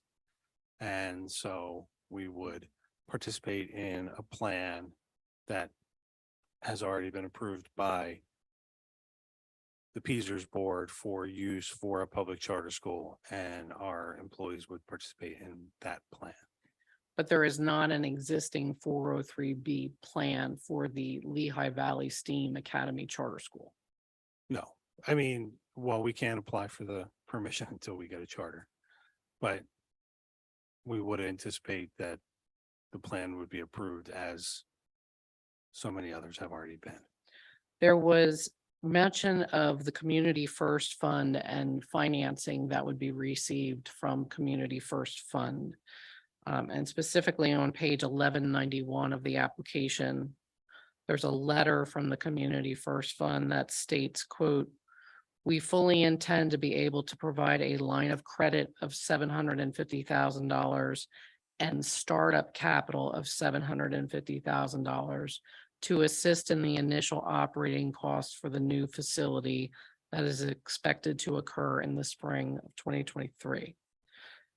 For clarity, does that mean that the applicant is anticipating receiving from Community First Fund a line of credit of $750,000 and additional startup capital of $750,000, so a total of 1.5 million?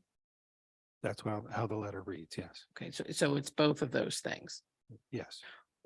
What would be the lending terms for both of those instruments? The terms would be determined at the time of entry into the agreement. We would have to wait, and we would have to wait until we enter into the instrument to obtain that line of credit. Is it anticipated that the line of credit and the startup capital, which I assume is a loan, is that correct? That would be what I would anticipate, yes. Okay. But if another financing opportunity presented itself, it may not be a traditional loan. It may be some other kind of financing vehicle. Do you anticipate that there will be interest charged on both of those types of instruments? Yes, And will there be repayment terms that will need to be the line of credit and the loan would need to be repaid to Community First Fund? yes.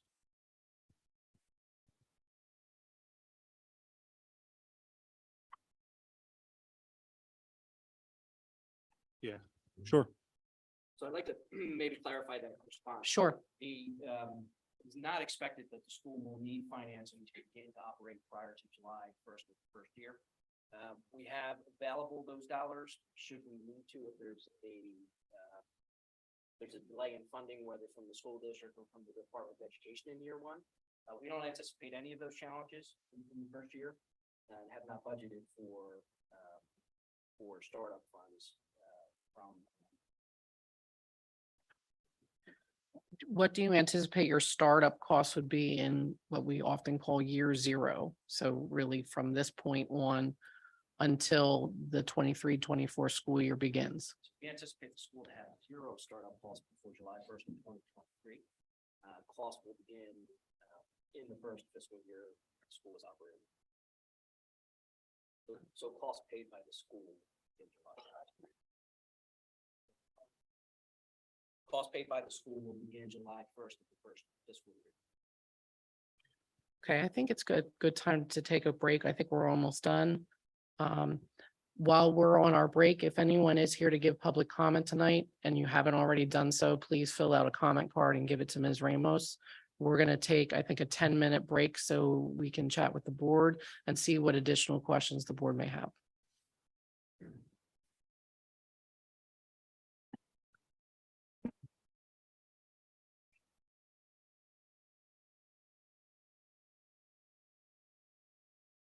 Questions?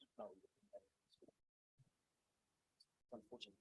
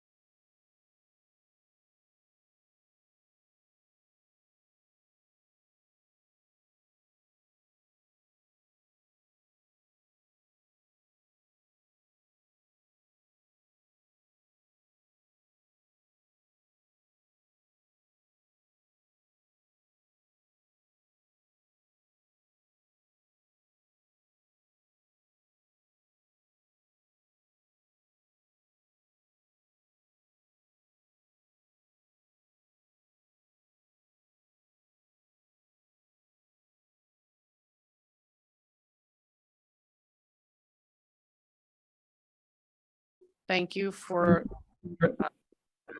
that little break we had. The board. If I may, just Go ahead. quickly. Thank you.